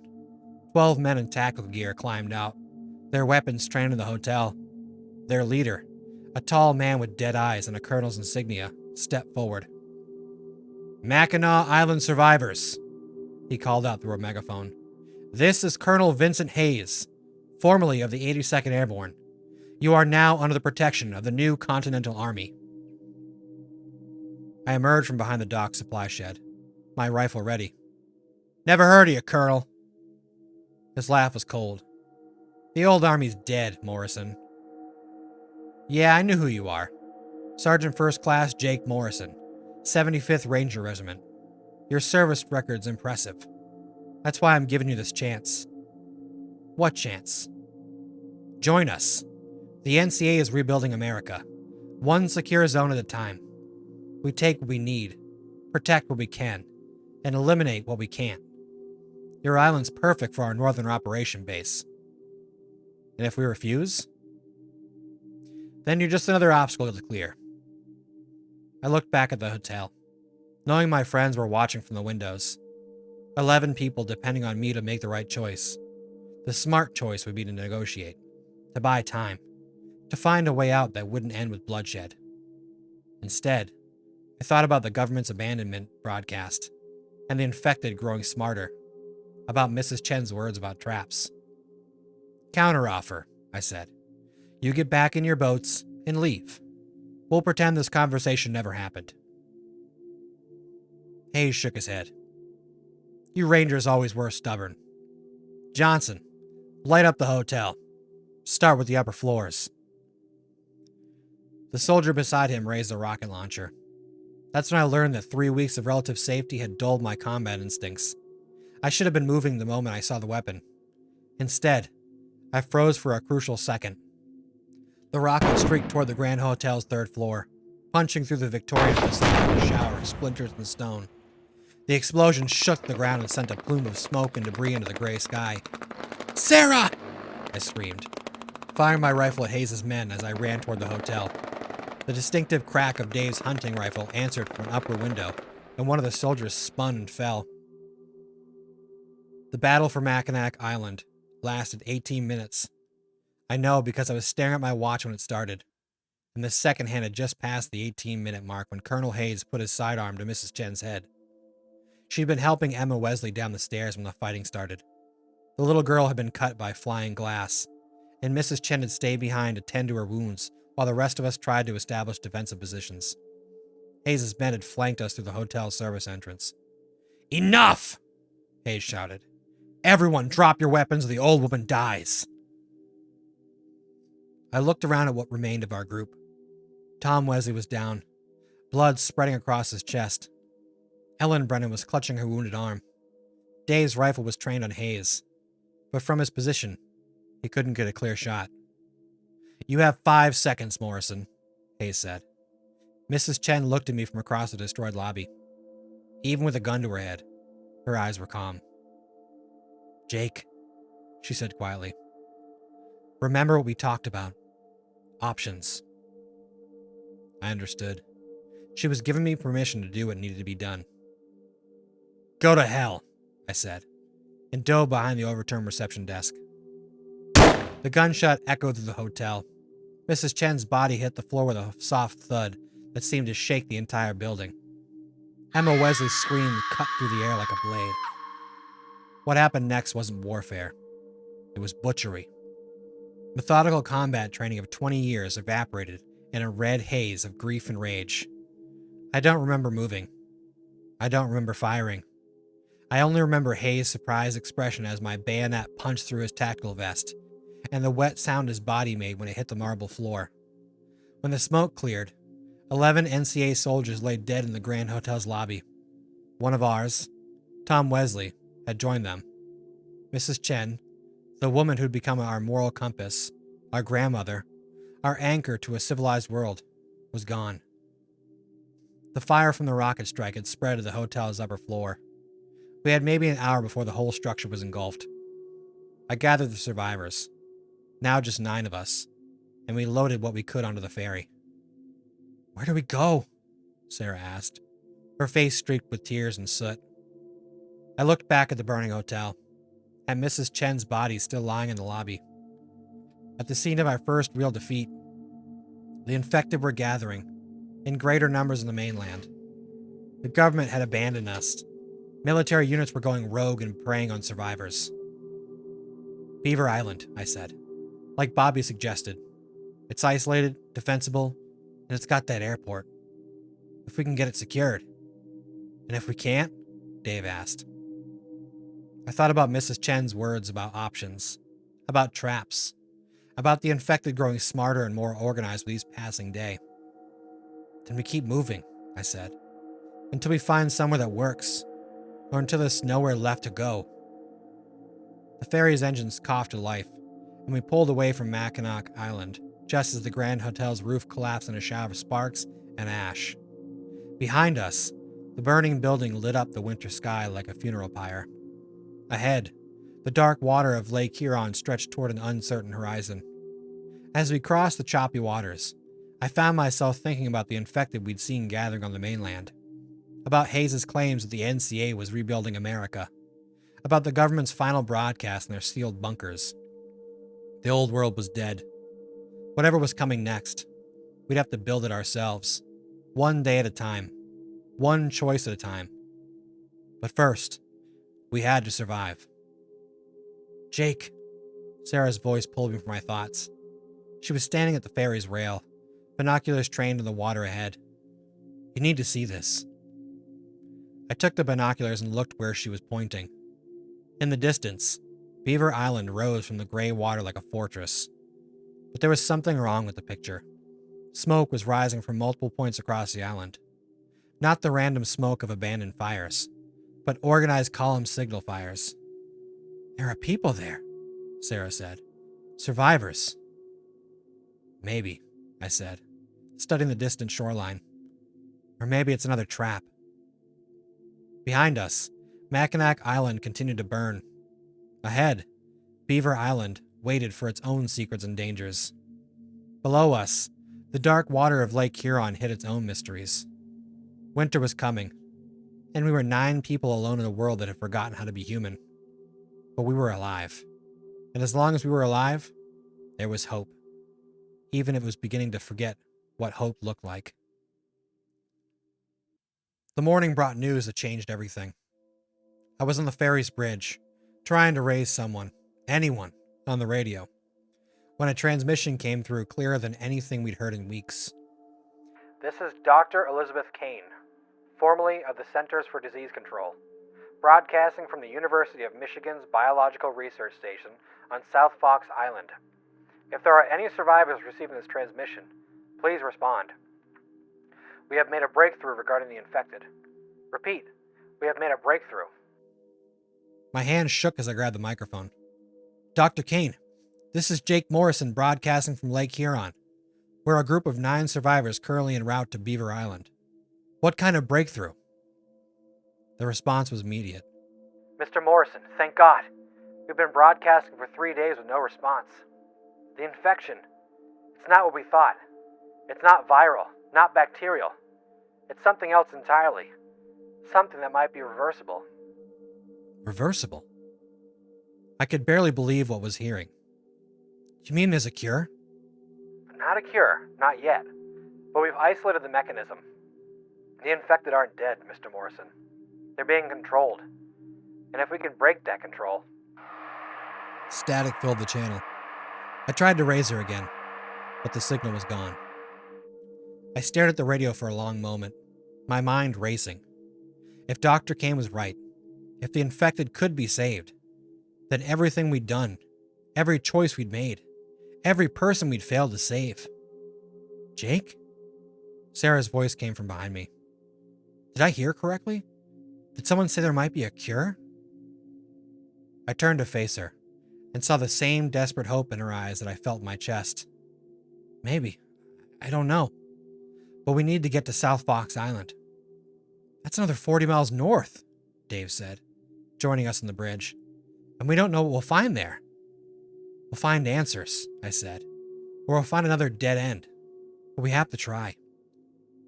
Sarah nodded. Mrs. Chen would have wanted us to try. I looked out at the gray water, at the distant smoke rising from Beaver Island, at the cloudy sky that promised more snow. Somewhere out there, on a small island in the middle of Lake Huron, a doctor claimed to have found hope in the middle of the apocalypse. It was probably another trap, another false promise in a world that had forgotten how to keep its word. But Mrs. Chen had taught me something important in her final moments. Sometimes the only choice is to keep moving forward, even when you can't see the path ahead. Set course for South Fox Island, I said. Let's go find out what Dr. Kane knows. The ferry turned northward, carrying 9 survivors toward an uncertain future. Behind us, the burning remains of our brief sanctuary fell below the horizon. Ahead, the promise of answers waited in the cold northern waters. I thought about the infected we'd seen growing more organized, more intelligent, about the government's abandonment and the military's collapse into chaos, about Mrs. Chen's wisdom and Tom Wesley's sacrifice. The old world was dead. But maybe, just maybe, there was still time to save what remained of the new one, if we could survive long enough to try. Today we've got episode 5 of the Dead Wake series. It's called The Science of Hope. South Fox Island appeared through the morning fog like a mirage. Rocky shores rising from the gray water, crowned with bare trees and what looked like modern buildings jutting from the landscape. After 2 days of searching, Lake Huron's scattered islands, following Dr. Kane's intermittent radio signals, we'd finally found the University of Michigan's Biological Research Station. There, Sarah said, pointing toward a concrete pier that extended into the water. That's definitely man-made. I studied the shoreline through binoculars. Solar panels glinted on the rooftops, and I could make out what looked like a radio tower. More importantly, I could see lights in the windows. Electric lights, not the flickering glow of fires or oil lamps. They've got power, I said. Real power. Dave was at the ferry's helm, navigating us carefully toward the pier. Could be automated systems, he said.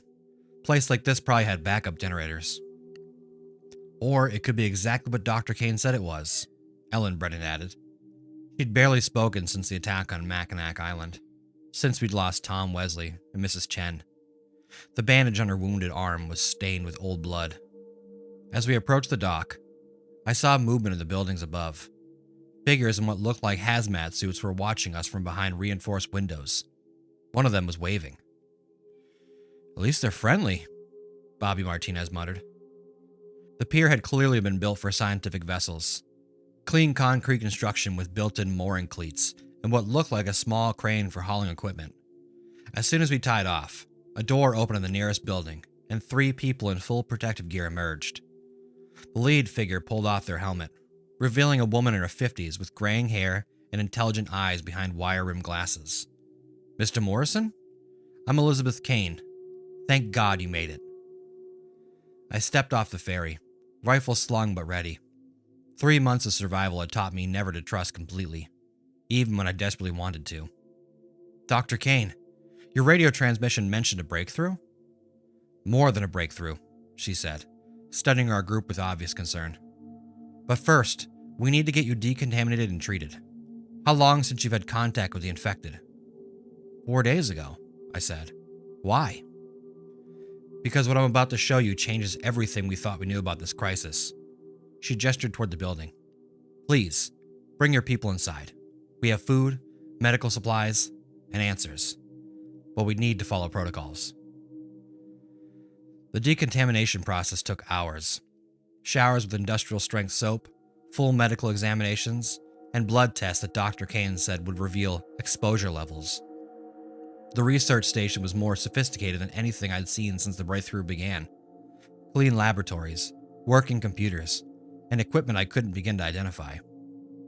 When we finally gathered in the station's main briefing room, I counted Dr. Kane's team. 7 scientists and technicians, all looking like they'd been living comfortably while the world burned around them.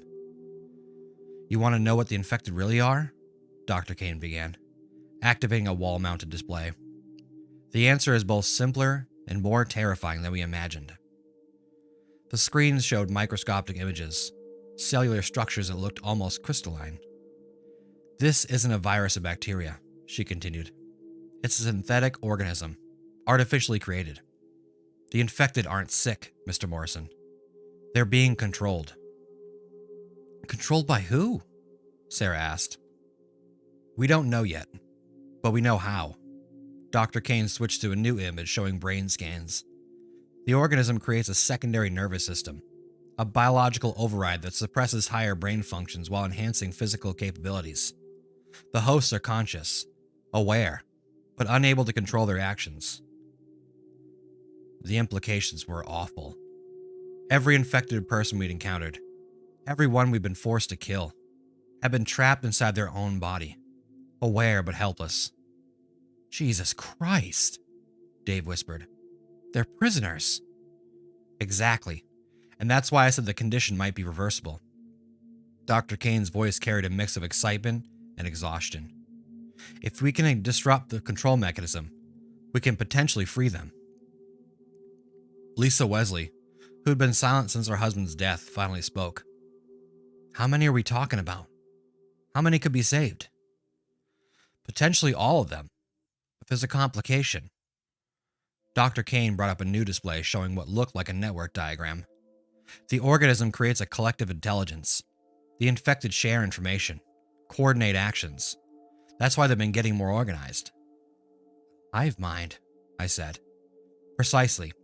And recently, that hive mind has been displaying concerning behavior patterns. It's learning, adapting.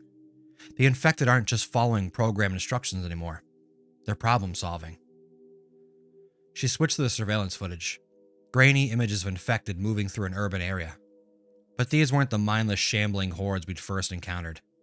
These moved with purpose, used tools, set traps. "This footage is from Grand Rapids, 3 days ago," Dr. Kane said. "The infected have learned to use vehicles, operate simple machinery, coordinate complex attacks. And based on our analysis, this evolution is escalating." Mark Brennan, Dave's teenage son, raised his hand. "They're controlled by something artificial. Who built it? Who's responsible?" Dr. Kane hesitated, glancing at her colleagues. "We have theories. Corporate research into neural interfaces, military experiments with biological weapons, maybe even foreign actors. But without more data." "Does it matter?" I interrupted. "The question is, can you stop it?" "We've developed a prototype disruptor," she said, activating a new screen. "A focused electromagnetic pulse that should sever the connection between the organism and its control source. In laboratory tests, we've successfully freed infected rats and rabbits." "Laboratory tests," Dave repeated. "What about human subjects?" The room fell silent. Dr. Kane's expression grew grim. "We've had limited opportunities. 2 infected were brought to us alive last week. The treatment worked on one, complete restoration of normal brain function. The other died," I finished. "The neural shock was too severe. 50% success rate, based on our sample size of 2. She looked around the room at our faces. "I know these aren't encouraging odds, but it's hope. More hope than anyone else has been able to offer." Ellen spoke up. "What do you need from us?" "Test subjects. Volunteers to help us refine the treatment. And protection." Dr. Kane gestured toward the windows. "We're not soldiers, Mr. Morrison. We're scientists. But the infected have found us. They've been probing our defenses for the past week. As if summoned by her words, an alarm began blaring throughout the facility. Red lights flashed, and one of Dr. Kane's technicians rushed into the room. Dr. Kane, perimeter breach on the North Shore. Approximately 30 infected, moving in coordinated formation. Through the reinforced windows, I could see them. Dark shapes moving through the trees with inhuman coordination. But these weren't the stumbling, mindless zombies from the early days. These moved like soldiers, using cover, advancing in groups. How long until they reach the facility? I asked. 15 minutes, maybe less, the technician replied. I looked around the room at our combined groups. 9 exhausted survivors and 7 scientists, most of whom had probably never held a weapon, against 30 evolved infected who moved and thought like a military unit. What are your defensive capabilities? I asked Dr. Kane. Reinforced doors and windows, some basic security systems. We were never designed for a siege. Then we need to even the odds. I turned to my people. Dave, Bobby, Sarah, you're with me. Ellen, take the kids and help Dr. Kane's team secure their research data. If this goes bad, we'll need to evacuate, and that research might be our only hope left. Through the window, I watched the infected approach. They moved like wolves, spreading out to surround the facility. But there was something else, something that made my skin crawl. One of them, a tall figure in the tatters of what had been a business suit, was clearly directing the others, pointing, gesturing, coordinating the attack. Dr. Kane, I said, not taking my eyes off the approaching horde. In your research, have you encountered infected that seemed like leaders, more intelligent than the others? Her face went pale. We theorized about it. Alpha units, infected with enhanced cognitive function to serve as field commanders. But we've never confirmed. Well, you're about to get your confirmation, I said, checking my rifle, because that's exactly what's coming for us. The first infected reached the facility's outer fence and began systematically dismantling it. Not with mindless fury, but with calculated precision. They worked in teams, some cutting through the wire light while others stood guard. They're not just attacking, Sarah observed. They're trying to capture the facility intact. Which means they want something inside, I said. The thought chilled me more than the November air. Dr. Kane, what exactly have you been broadcasting on the radio? What did you tell the world about your research? Her expression confirmed my worst fears. Everything. We've been documenting our findings, broadcasting our progress. We thought if other scientists heard our work, they could replicate it. And who else might have been listening? Dave asked. Through the window, the Alpha infected, still coordinated the assault, turned toward the building. Even from a distance, I could see intelligence in its movements, purpose in its posture. Everyone, Dr. Kane whispered. We've been broadcasting to everyone. The facility's lights flickered as something heavy impacted the main door. The siege of South Fox Island had begun, and we were trapped between the infected outside and the terrible possibility that we'd walked into another kind of trap entirely. But as I watched the coordinated attack unfold, I realized something had changed everything. The infected weren't just trying to capture the facility. They were trying to capture Dr. Kane's research, which meant whatever intelligence was controlling them understood exactly what she discovered. And if it understood the research, it would know how to counter it. The assault lasted 6 hours, and it changed everything I thought about the infected. They didn't attack the building. They studied it. For the first hour, we watched them examine every window, every door, every potential entry point. They tested the fence systematically, probing for weaknesses. And all the while, the Alpha infected stood at the tree line, directing their movements like a general surveying a battlefield. This is impossible, Dr. Kane muttered, watching through the reinforced windows. The level of coordination, the tactical thinking. It's not impossible if they're being controlled by something with military training, I said. You said this organism was artificially created. What if it was created by the military? The thought had been nagging at me since the attack began. The infected movements were too precise, too professional. Someone with combat experience was pulling the strings. Around hour 3, they stopped probing and started communicating. I watched in horror as the Alpha infected began making complex gestures to the others. Hand signals I recognized from my Ranger training. Standard NATO combat signals. Dr. Kane, I said carefully, in your research, did you find any evidence of who might have created this organism? She was monitoring her instruments, tracking the infected movements through various sensors. We found traces of military-grade biotechnology, synthetic DNA sequences that don't occur naturally. But the sophistication level, what about it? It's beyond anything we thought possible. Years ahead of any known bioweapon research. She looked up from her console. Mr. Morrison, what if this wasn't created by any human agency? Before I could respond, Bobby Martinez called out from this position at the south window. They're moving. All of them, heading for the shore. I rushed to his vantage point and saw the entire group of infected withdrawing toward the water's edge in perfect formation. The Alpha infected remained at the rear, maintaining visual contact with our building until the very end. They're not retreating, I said, understanding flooding through me. They're repositioning. Or what? Sarah asked. The answer came 20 minutes later, when we heard the sound of engines approaching from the north.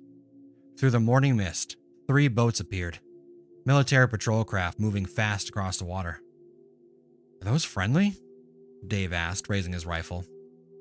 I studied the approaching vessels through binoculars. Can't tell. No flags, no identification. But they're heading straight for us. The boats reached the pier with military precision.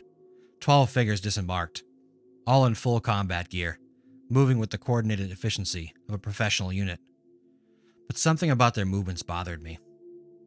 Dr. Kane, I said slowly, the infected you've been studying, how long does the organism take to establish full control? In our labs? Approximately 72 hours for complete neural integration. Why do you... She stopped mid-sentence, understanding dawning on her face. The figures approaching our building moved like soldiers, but they moved too perfectly. No human unit was synchronized that precise. Every step matched, every gesture identical. They're infected, I said. The whole unit. Dr. Kane activated her scanning equipment, and the readings confirmed our worst fears. Massive organism presence. All 12 targets show complete neural override.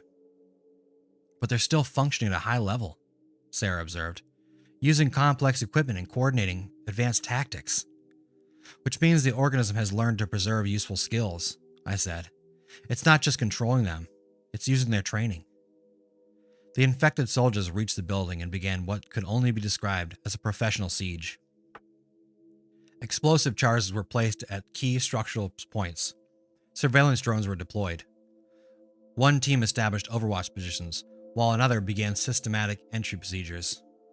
We need to evacuate, I said. Now. The research, Dr. Kane protested.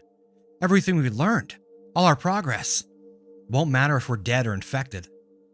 I was already moving toward the facility's emergency exit. How much of your data can you carry? The critical files are on portable drives, but the equipment and the samples, leave them. We take what we can and get to the boats. The evacuation was a nightmare of rushing through corridors while explosions shook the building. Dr. Kane's team grabbed what research they could while my people covered our retreat.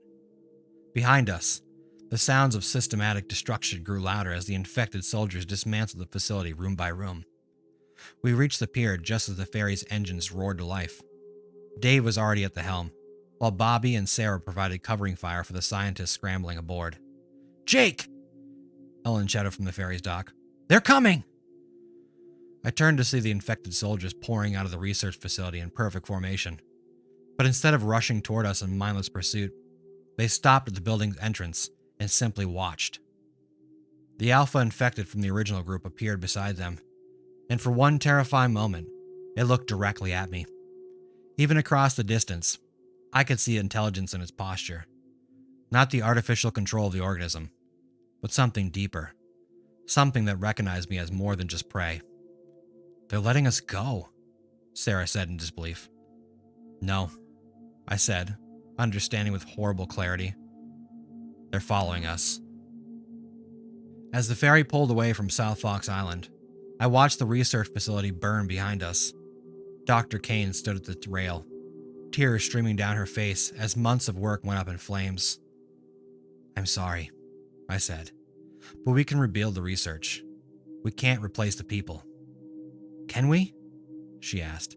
"Mr. Morrison, what we saw back there, the level of coordination, the strategic thinking. That organism is evolving faster than we can imagine. And if it's learned to preserve and utilize human skills, then we're not just fighting zombies anymore," I finished. "We're fighting a military intelligence that's building an army." The ferry churned through the gray water, carrying our combined group of 16 survivors toward an uncertain destination. Behind us, South Fox Island continued to burn. Ahead, the vast expanse of Lake Huron offered no clear sanctuary. But in Dr. Kane's bag, encrypted drives contained the first real understanding we'd gained of our enemy. The infected could potentially be saved. The organism could potentially be defeated. If we could survive long enough to figure out how. "Where do we go now?" Lisa Wesley asked. I looked at the compass on the ferry's bridge, then at the faces of the people depending on me to have answers I didn't possess. 16 souls against an enemy that was learning, evolving, becoming more dangerous with every passing hour. "North," I said finally, "into Canadian waters. If the organism was created in the US, maybe we can find somewhere it hasn't spread yet."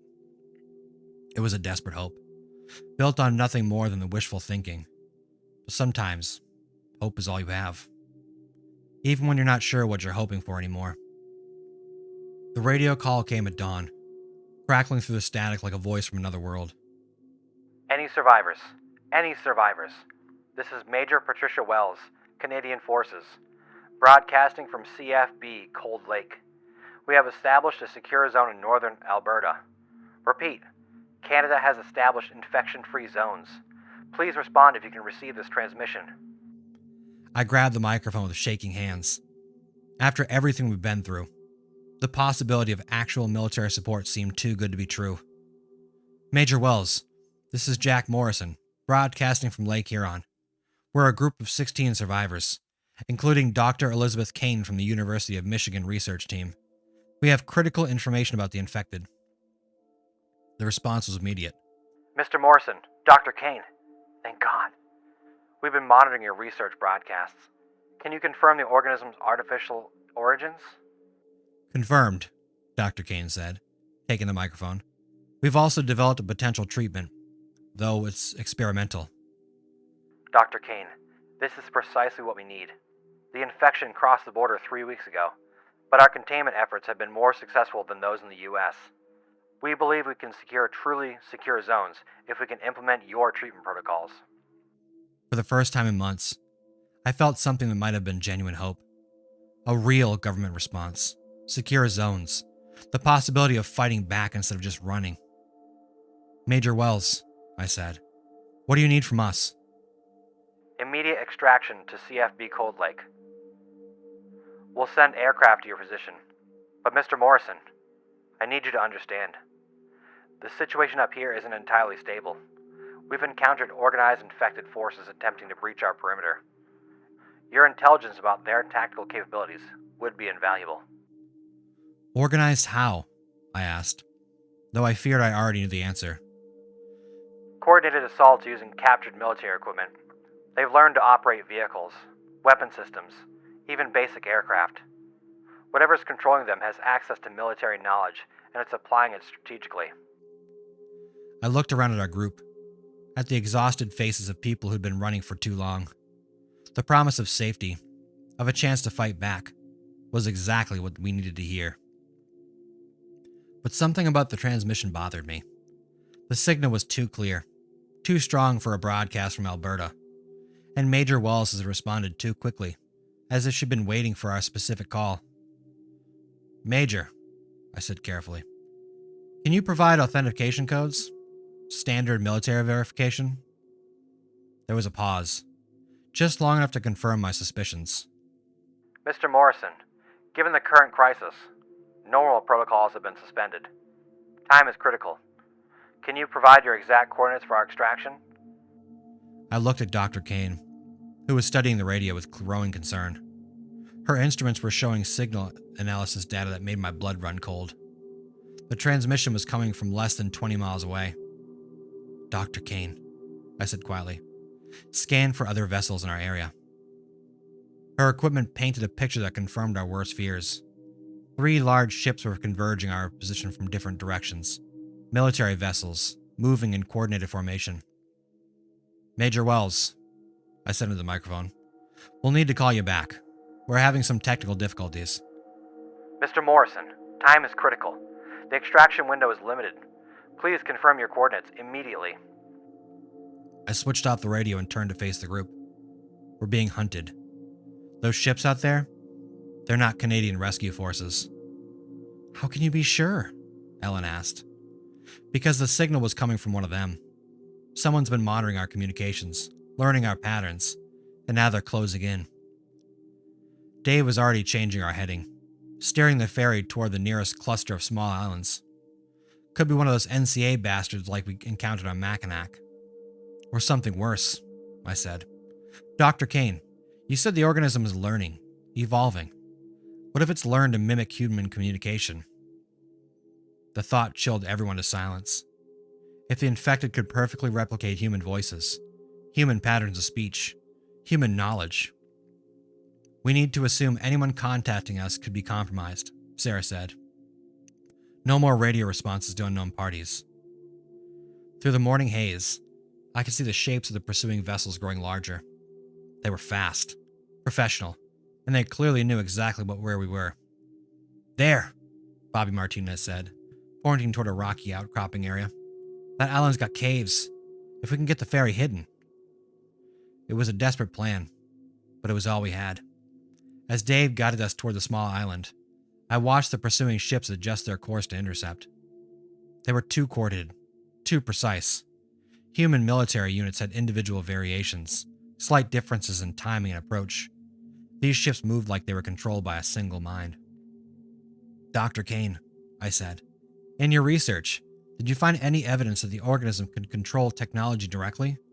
Not just infected humans using machines, but actual integration with electronic systems. Her face went pale. We theorized about it. The organism shows signs of bioelectric manipulation. But direct technological control would require what? It would require the organism to evolve beyond biological systems into something that could interface directly with computer networks, communication systems.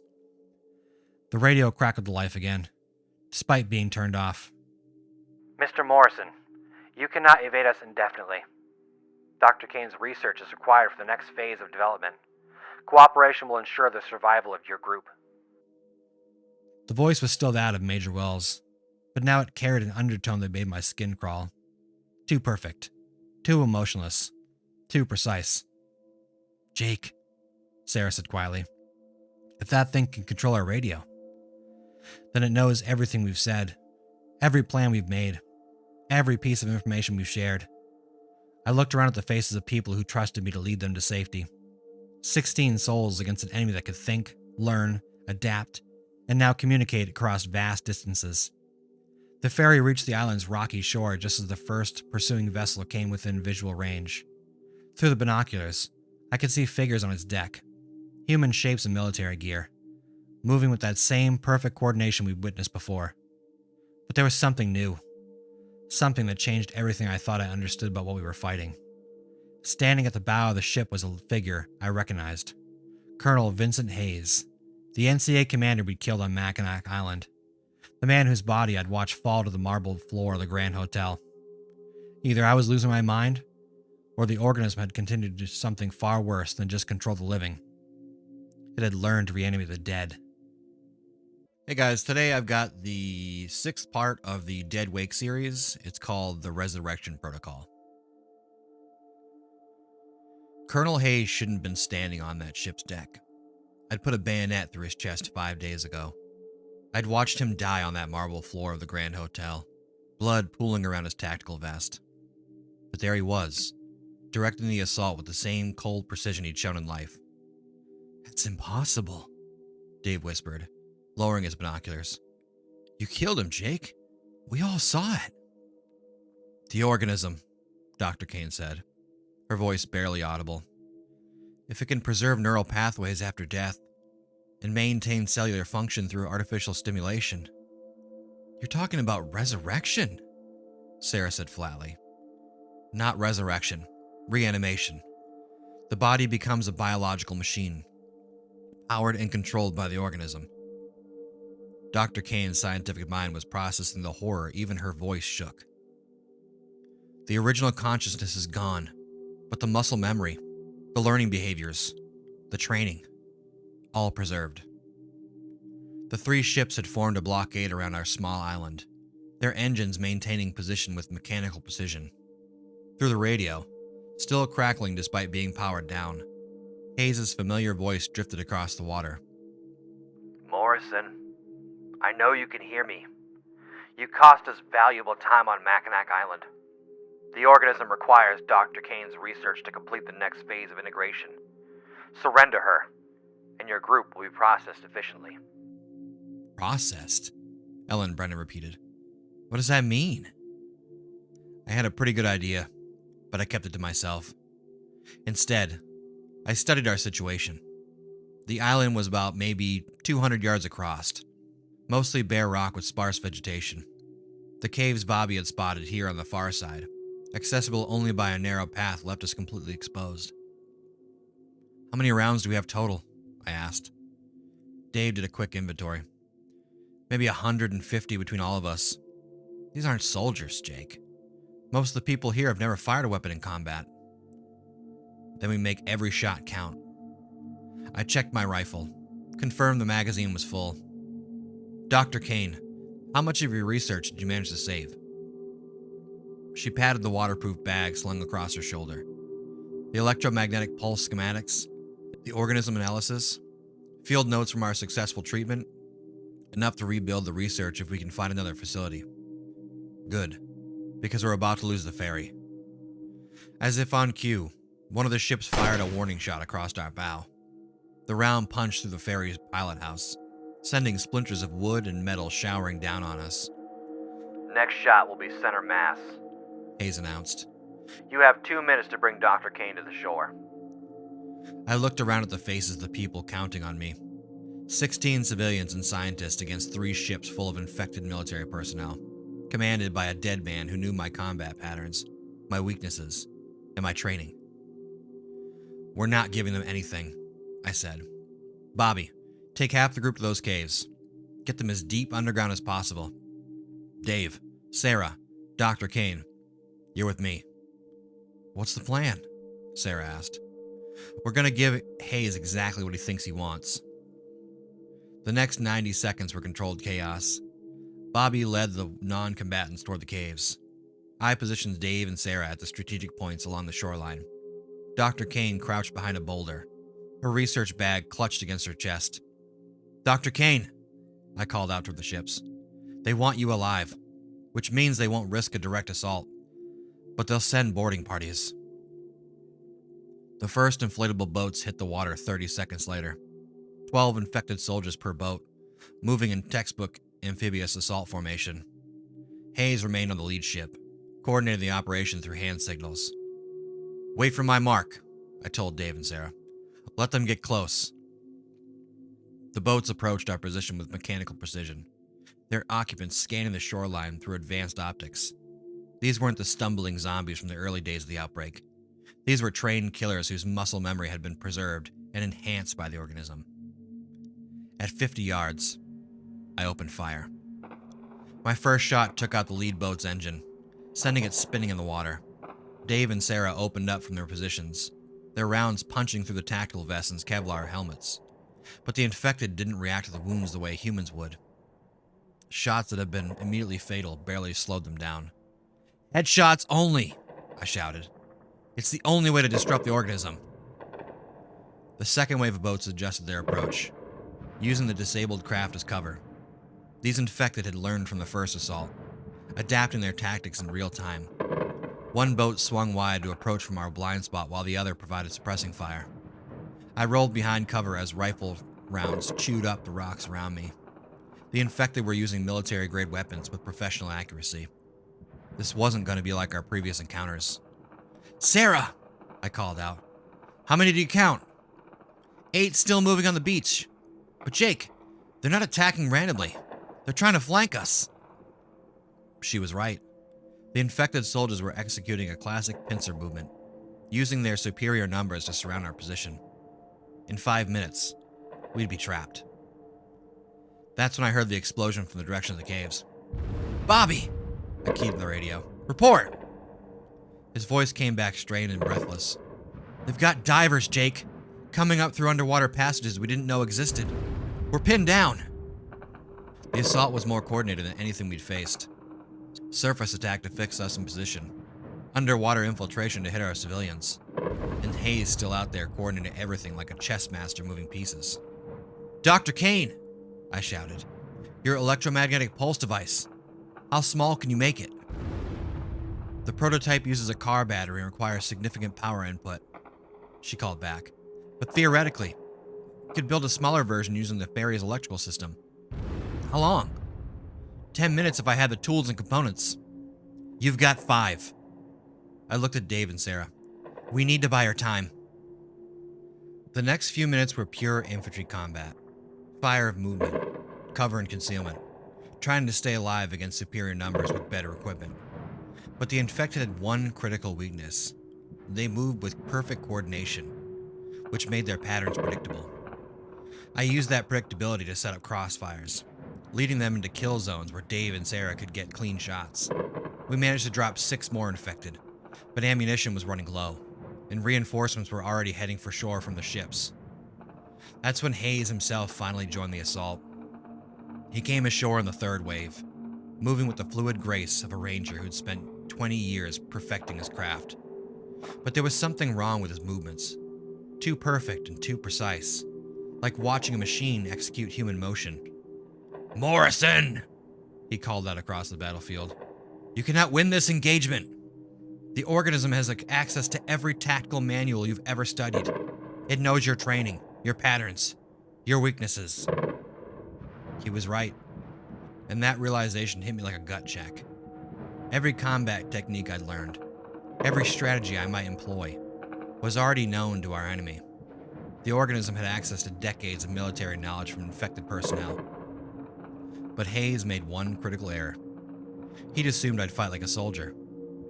Instead, I fought like a desperate man with nothing left to lose. I broke from cover and charged directly at his position, screaming like a madman. It was tactically stupid, strategically insane, and completely unpredictable.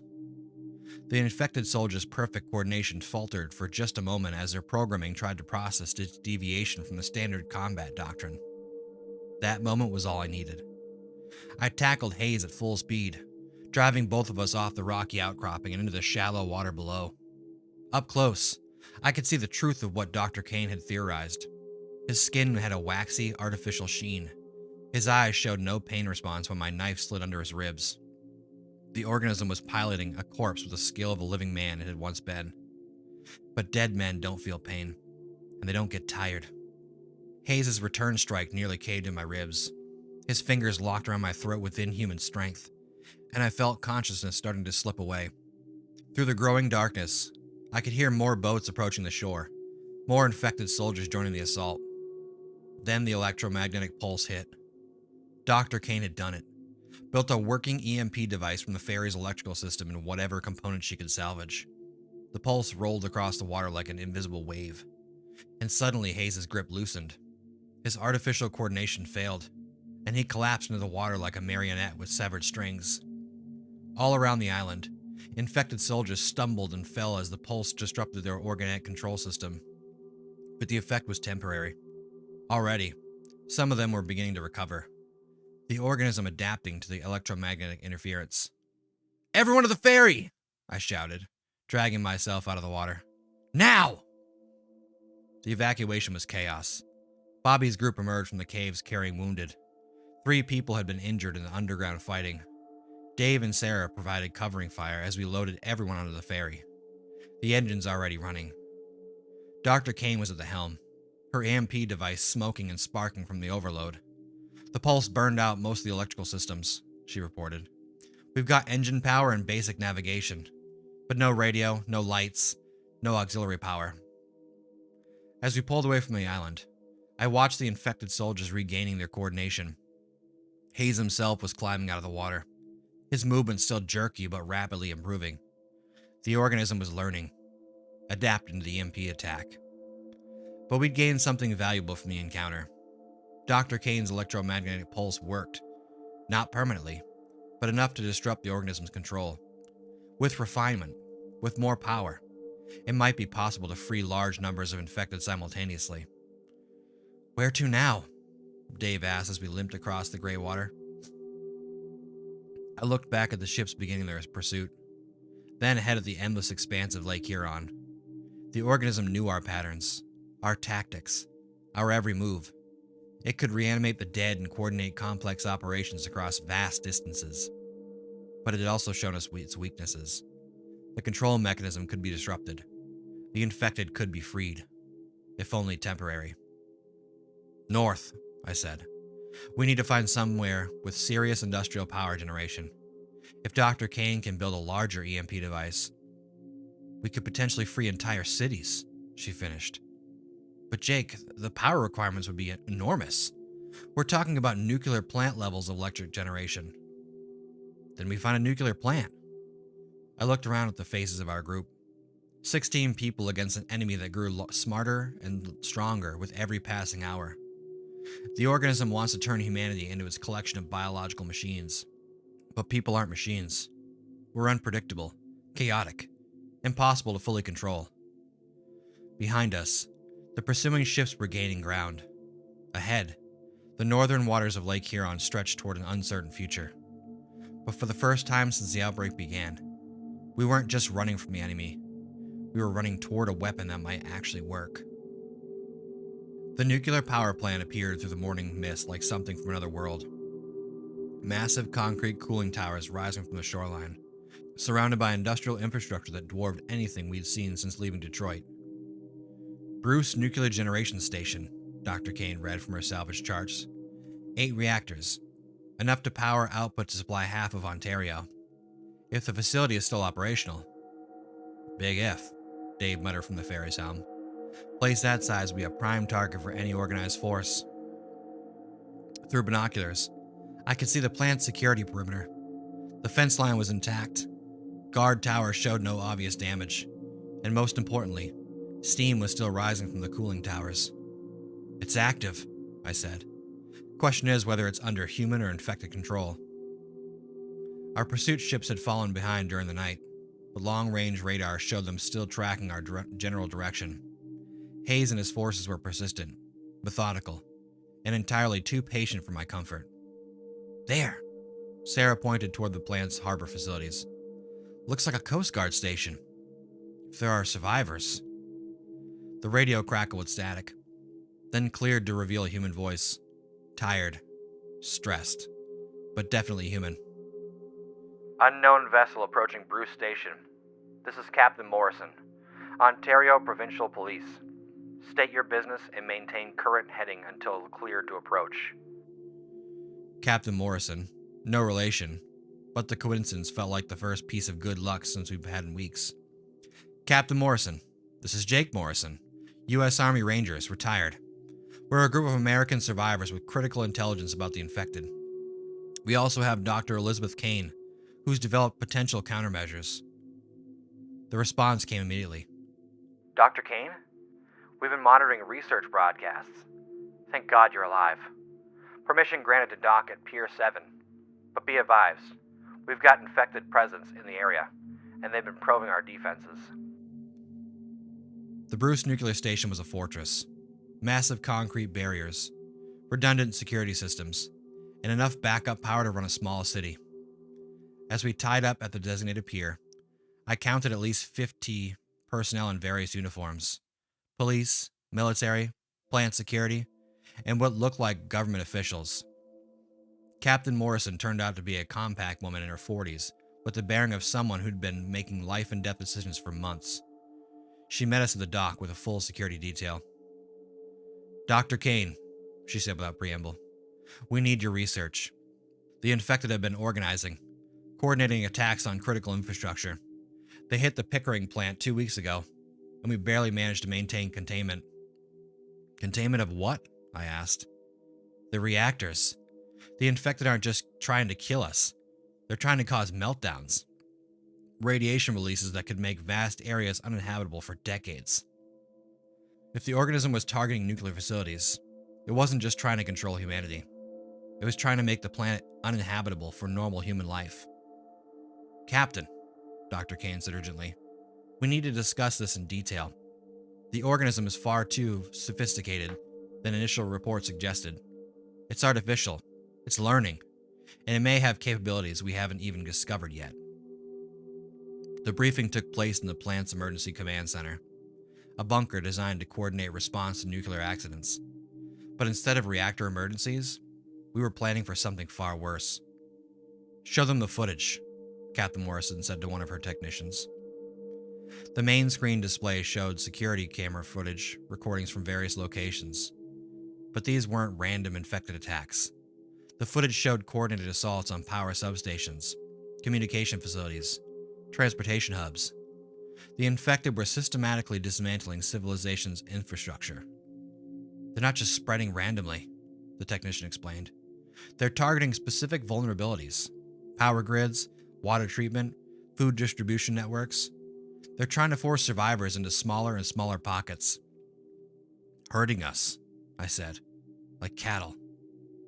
Exactly, and the attacks are getting more sophisticated. A new video showed infected operating heavy machinery, using explosives, coordinating multiple phase operations. Whatever's controlling them has access to engineering knowledge, tactical planning, industrial expertise. Dr. Kane activated her portable equipment, displaying her analysis of the organism. It's not controlling them remotely. The organism integrates directly with neural tissue, preserving learning behaviors and skills. Every infected person becomes part of a collective intelligence that grows more capable with each addition. How do we fight something like that? One of the plant officials asked. Electromagnetic pulse, Dr. Kane replied. We've successfully disrupted the organism's control mechanism, but only temporary and on a small scale. With this facility's power output, we could potentially build an EMP device capable of affecting hundreds of square miles. Captain Morrison leaned forward. What would be the effect? Theoretically, every person within the pulse radius would be temporarily freed from the organism's control, long enough for their original consciousness to resurface, potentially long enough for them to resist reinfection. And the downside? The EMP would also knock out every electronic system in the area, permanently. No power grid, no communications, no modern technology of any kind. The room fell silent as everyone processed the implications. We could potentially free hundreds of thousands of infected, but at the cost of returning civilization to the Stone Age. There's another problem, I added. The organism is learning to counter our tactics. The infected that attacked us yesterday adapted to EMP interference within minutes. A large-scale pulse might only work once. Before anyone could respond, alarms began blaring through the facility. Red lights flashed, and automated announcements echoed through the corridors. Security breach. Multiple contacts approaching from the lake. All personnel to defensive positions. Through the command center's windows, I could see them. A fleet of vessels, approaching the nuclear plant with military precision. Not just the 3 boats that we had been pursuing us, but dozens, forming up from a coordinated assault. How many? Captain Morrison demanded. Radar shows 47 vessels, her technician reported. Estimated personnel count over 800. 800 organized, military-trained infected against maybe 60 defenders. The numbers were not great. Captain, I said, if they take this facility, they get access to 8 nuclear reactors and enough fissile material to contaminate half the continent. She finished. That's not happening. I looked around the command center at the faces of people who understood exactly what was at stake. Not just their lives, not just the nuclear plant, but potentially the future habitation of North America. Dr. Kane, I said, how long to build your EMP device again? With this facility's resources? 6 hours for a basic prototype. 12 for something reliable. We don't have 12 hours. Through the windows, the first wave of infected forces was already approaching the harbor. We maybe have two. Then we improvise, she said, her scientific mind already racing through possibilities. The plant's emergency shutdown system uses massive electromagnetic fields to drop the control rods. If I can reverse the polarity, redirect the power output, you could turn the entire reactor into an EMP weapon, Captain Morrison said. But the feedback would destroy the plant's control systems, possibly cause a meltdown. Better than letting them have it intact, I said. The sound of explosions echoed across the water as the infected forces began their assault. Whatever was controlling them had learned from our previous encounters. This wasn't going to be a probing attack or a siege. This was going to be a final battle, with the fate of more than just one small group hanging in the balance. All right, Captain Morrison said, moving toward the command center's tactical displays. Let's see what we're working with. Hello, brave souls. Welcome back for episode 7 of the Dead Wake series. Today's episode is called Critical Mass. The Bruce Nuclear Station's defensive systems were impressive. Automated gun turrets, reinforced barriers, overlapping fields of fire designed to stop everything from terrorist attacks to full-scale military assaults. But they were built to handle human threats that followed predictable patterns, felt pain, and feared death. The infected felt none of those things. I watched from the command center as the first wave hit the outer perimeter. 200 infected in full military gear, advancing in perfect synchronization across the plant's approach roads. The automated defenses opened fire, cutting down dozens in the first few seconds. But the fallen infected didn't stay down. Those with intact motor functions simply stood up and continued advancing. Jesus Christ, Captain Morrison muttered. Headshots only, or they keep coming. Not just headshots, he said, studying the assault pattern. Look at how they're moving. The infected weren't attacking randomly. They were systematically overwhelming each defensive position, using their numerical advantage and expandable nature to identify weak points. When one avenue attack failed, they immediately shifted to exploit the newly discovered vulnerabilities. They're learning the defensive layout in real time, Dr. Kane observed. Each casualty provides intelligence about our capabilities. Which means every minute we delay, they get stronger, Captain Morrison said. How's that EMP device coming? Dr. Kane was hunched over a control panel, surrounded by exposed wiring and industrial components she'd cannibalized from the plant systems. The reactor's electromagnetic containment system was never designed for this kind of modification. I'm essentially trying to turn a precision instrument into a weapon-grade pulse generator. How long? I pressed. 20 minutes for basic functionality. But Jake, there's a problem. The pulse will affect everyone within a 50-mile radius, us included. Any electronic medical devices, pacemakers, cochlear implants. Will kill anyone depending on them, I finished. How many of our people would be that effect? Captain Morrison consulted her personnel roster. 3 confirmed. Maybe more we don't know about. I looked out at the infected forces, now engaging the plant's secondary defensive line. They moved with mechanical precision, absorbing casualties that would have broken any human assault force. In the harbor, more boats continued to arrive, reinforcements from across the Great Lakes region. We evacuate the people who can't survive the pulse, I said. Everyone else stays to help defend the facility until Dr. Kane's ready. Evacuate to where? Dave asked. There are infected forces surrounding us on all sides. Through the tactical display, I could see the scope of the assault. It wasn't just a frontal attack. Infected units were approaching from every direction, cutting off all escape routes. This was designed to be a siege, not a raid. They don't want to destroy the facility, I realized. They want to capture it intact. Which gives us an advantage, Captain Morrison said. They have to be careful with their weapons, avoid damaging critical systems. We don't. Exactly. I turned to the plant's engineering staff. What's the most dramatic way to threaten reactor containment without actually causing a meltdown?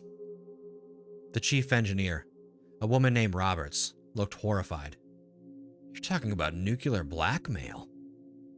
I'm talking about making them think we'll blow the reactors rather than let them have the facility. If the organism is intelligent enough to coordinate this assault, it's intelligent enough to understand mutually assured destruction. Roberts hesitated, then activated a secondary control panel. We could initiate emergency venting procedures, release radioactive steam, make it look like we're preparing for deliberate containment failure. But it would contaminate the immediate area. Do it, I said, and broadcast our intentions on all frequencies. Let them know exactly what happens if they breach the inner perimeter. The next few minutes were controlled chaos. Emergency systems activated throughout the plant, venting radioactive steam into the atmosphere. Alarms blared, warning lights flashed, and automated announcements declared imminent reactor emergency. But the infected assault didn't slow down. They're not responding to the threat, Captain Morrison reported. If anything, they're accelerating their attack. I studied the tactical display, watching infected forces converge on the plant's primary access points. Something was wrong with the picture. The assault was too coordinated, too perfect. Dr. Kane, I called out. In your research, did you find any evidence that the organism could survive radioactive exposure? She looked up from her improvised EMP device, her face pale. Theoretical resistance, yes, if the organism can repair cellular damage at the molecular level. And radiation isn't a threat to them, I finished. It's camouflage. They want us to contaminate the area because it'll make human survival impossible while leaving them uninfected. The implications hit everyone simultaneously. We weren't defending a nuclear facility from infected forces. We were being maneuvered in to create an exclusion zone that only the infected could inhabit. Shut down the venting, I ordered. All of it. We're playing right into their hands. Roberts began reversing the emergency procedures, but it was too late. Radiation detectors throughout the facility were already showing elevated levels. The infected had achieved their goal without firing a shot. Outer perimeter breached, someone reported. Infected and forces are inside the main facility. Through the reinforced windows, I could see them. Hundreds of figures in tactical gear, moving through the plant's industrial complex like water flowing around obstacles. They weren't attacking randomly anymore. They were methodically securing key positions, cutting off our escape routes, preparing for final assault. EMP device status, I asked. 10 minutes, Dr. Kane replied, sweat beading on her forehead. But Jake, I need you to understand. This is completely untested at this scale. The feedback could destroy the reactor containment systems. We might cause the meltdown we're trying to prevent. And if we don't try, they get 8 nuclear reactors and enough fissile material to contaminate half the continent. I checked my rifle, confirmed the magazine was full. Sometimes you have to choose between bad options and worse options. The plant's internal security system tracked infected movement through the facility. They were systematically securing each level, each section, with the patience and precision of professional soldiers. But there was something else. Something that made my blood run cold. Captain Morrison, I said, studying the security feeds. Are you seeing what I'm seeing? She joined me at the tactical display, her expression growing grim. They're not just securing the facility. They're studying it. The infected weren't simply occupying defensive positions. They were examining control panels, inspecting machinery, analyzing the plant's operational systems. Whatever intelligence was directing them understood exactly what they were looking at. They know how to operate the reactors, I said. It's impossible, Roberts protested. Nuclear plant operations require years of training, specialized knowledge, which they have, Dr. Kane said quietly. Every nuclear engineer they've infected, every plant operator, every technician, all their knowledge becomes part of the collective intelligence. The command center's blast doors sealed with a heavy clang as the infected forces reached the final defensive perimeter. We were now trapped in the plant's most secure location, surrounded by an enemy that understood our technology better than we did. 5 minutes on the EMP, Dr. Kane announced. Through the security cameras, I watched infected personnel taking positions throughout the plant. But something bothered me about the deployment. They were too spread out, too exposed, like they were presenting themselves as targets. It's a trap, I said suddenly. They want us to use the EMP. What do you mean? Captain Morrison asked. Think about it. They've got 800 personnel spread throughout a facility that covers hundreds of acres. A single EMP pulse, no matter how powerful, couldn't affect them all simultaneously, but it would knock out every electrical system in the plant, including the reactor control systems, Robert said, understanding dawning on her face. Without electronic controls, the reactors would automatically initiate emergency shutdown procedures. Unless someone manually overrode the safety systems, I continued. Someone with detailed knowledge of nuclear plant operations. Dr. Kane's hands froze over her improvised device. If the EMP knocks out our control systems, but leaves some of their forces unaffected, they get a nuclear facility with disabled safety systems, and no way for us to stop them from causing whatever kind of disaster they want, I finished. The tactical situation was impossible. We couldn't use our weapon without potentially giving the enemy exactly what they wanted. We couldn't fight conventionally against overwhelming numbers, and we couldn't evacuate through the infected-controlled territory. There's another option, Robert said. Manual reactor shutdown. We physically disconnect the control systems, drop the rods by hand, render the entire facility inoperable. How long? I asked. 2 hours minimum, and we'd need teams in the reactor chambers during the shutdown. If the infected breach this level, we'll be trapped in the most radioactive environment on the continent, Captain Morrison finished. I looked around the command center at the faces of people who'd been making impossible choices for months. 63 souls against an enemy that grew stronger with every passing hour. Dr. Kane, I said, your EMP device. Can you modify it for targeted deployment instead of area effect? She considered the question, her scientific mind racing through possibilities. Theoretically, yes. Instead of a single massive pulse, multiple smaller bursts focus on specific areas. But it would require precise timing and exact targeting, and someone to get close enough to the infected command structure to deploy it effectively, I added. Through the security feeds, I could see them. Hayes and what looked like other reanimated officers coordinated the assault from a position near the plant's main reactor building. The organism's command structure was right there, 50 yards away, protected by hundreds of infected personnel. That's suicide, Dave said flatly. Maybe, but it's the only way to disrupt their coordination long enough for Roberts to shut down the reactors. I looked at my friend, at Sarah, at the faces of people who trusted me to lead them through the apocalypse. I need volunteers. The silence stretched for nearly a minute. Then Sarah stepped forward. I'm with you. No, I said immediately. Sarah, you're not... I'm not what? Not trained for this? Not expendable? Her voice carried the weight of 4 months of survival, of losses and choices and impossible decisions. Jake, I've been watching you carry the weight of everyone's survival since Detroit. You don't get to do this alone. Before I could argue, Bobby Martinez joined her. Count me in. Then Dave. Then 2 of Captain Morris's officers. Then Dr. Kane herself. I'm going too, she said firmly. The EMP device requires constant adjustment and real-time calibration. You need me there. I looked around at the volunteers. 7 people willing to walk into certain death for a chance to save a nuclear facility and potentially stop the infected advance across North America. All right, I said. Here's how we do this. The plan was insanity disguised as tactics. While Roberts and her team began manual reactor shutdown procedures, my group would infiltrate the infected command positions using the plant's maintenance tunnels.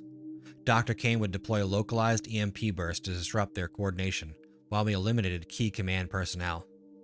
The maintenance tunnels were a maze of pipes, cables, and industrial equipment that snaked through the plant's infrastructure like arteries.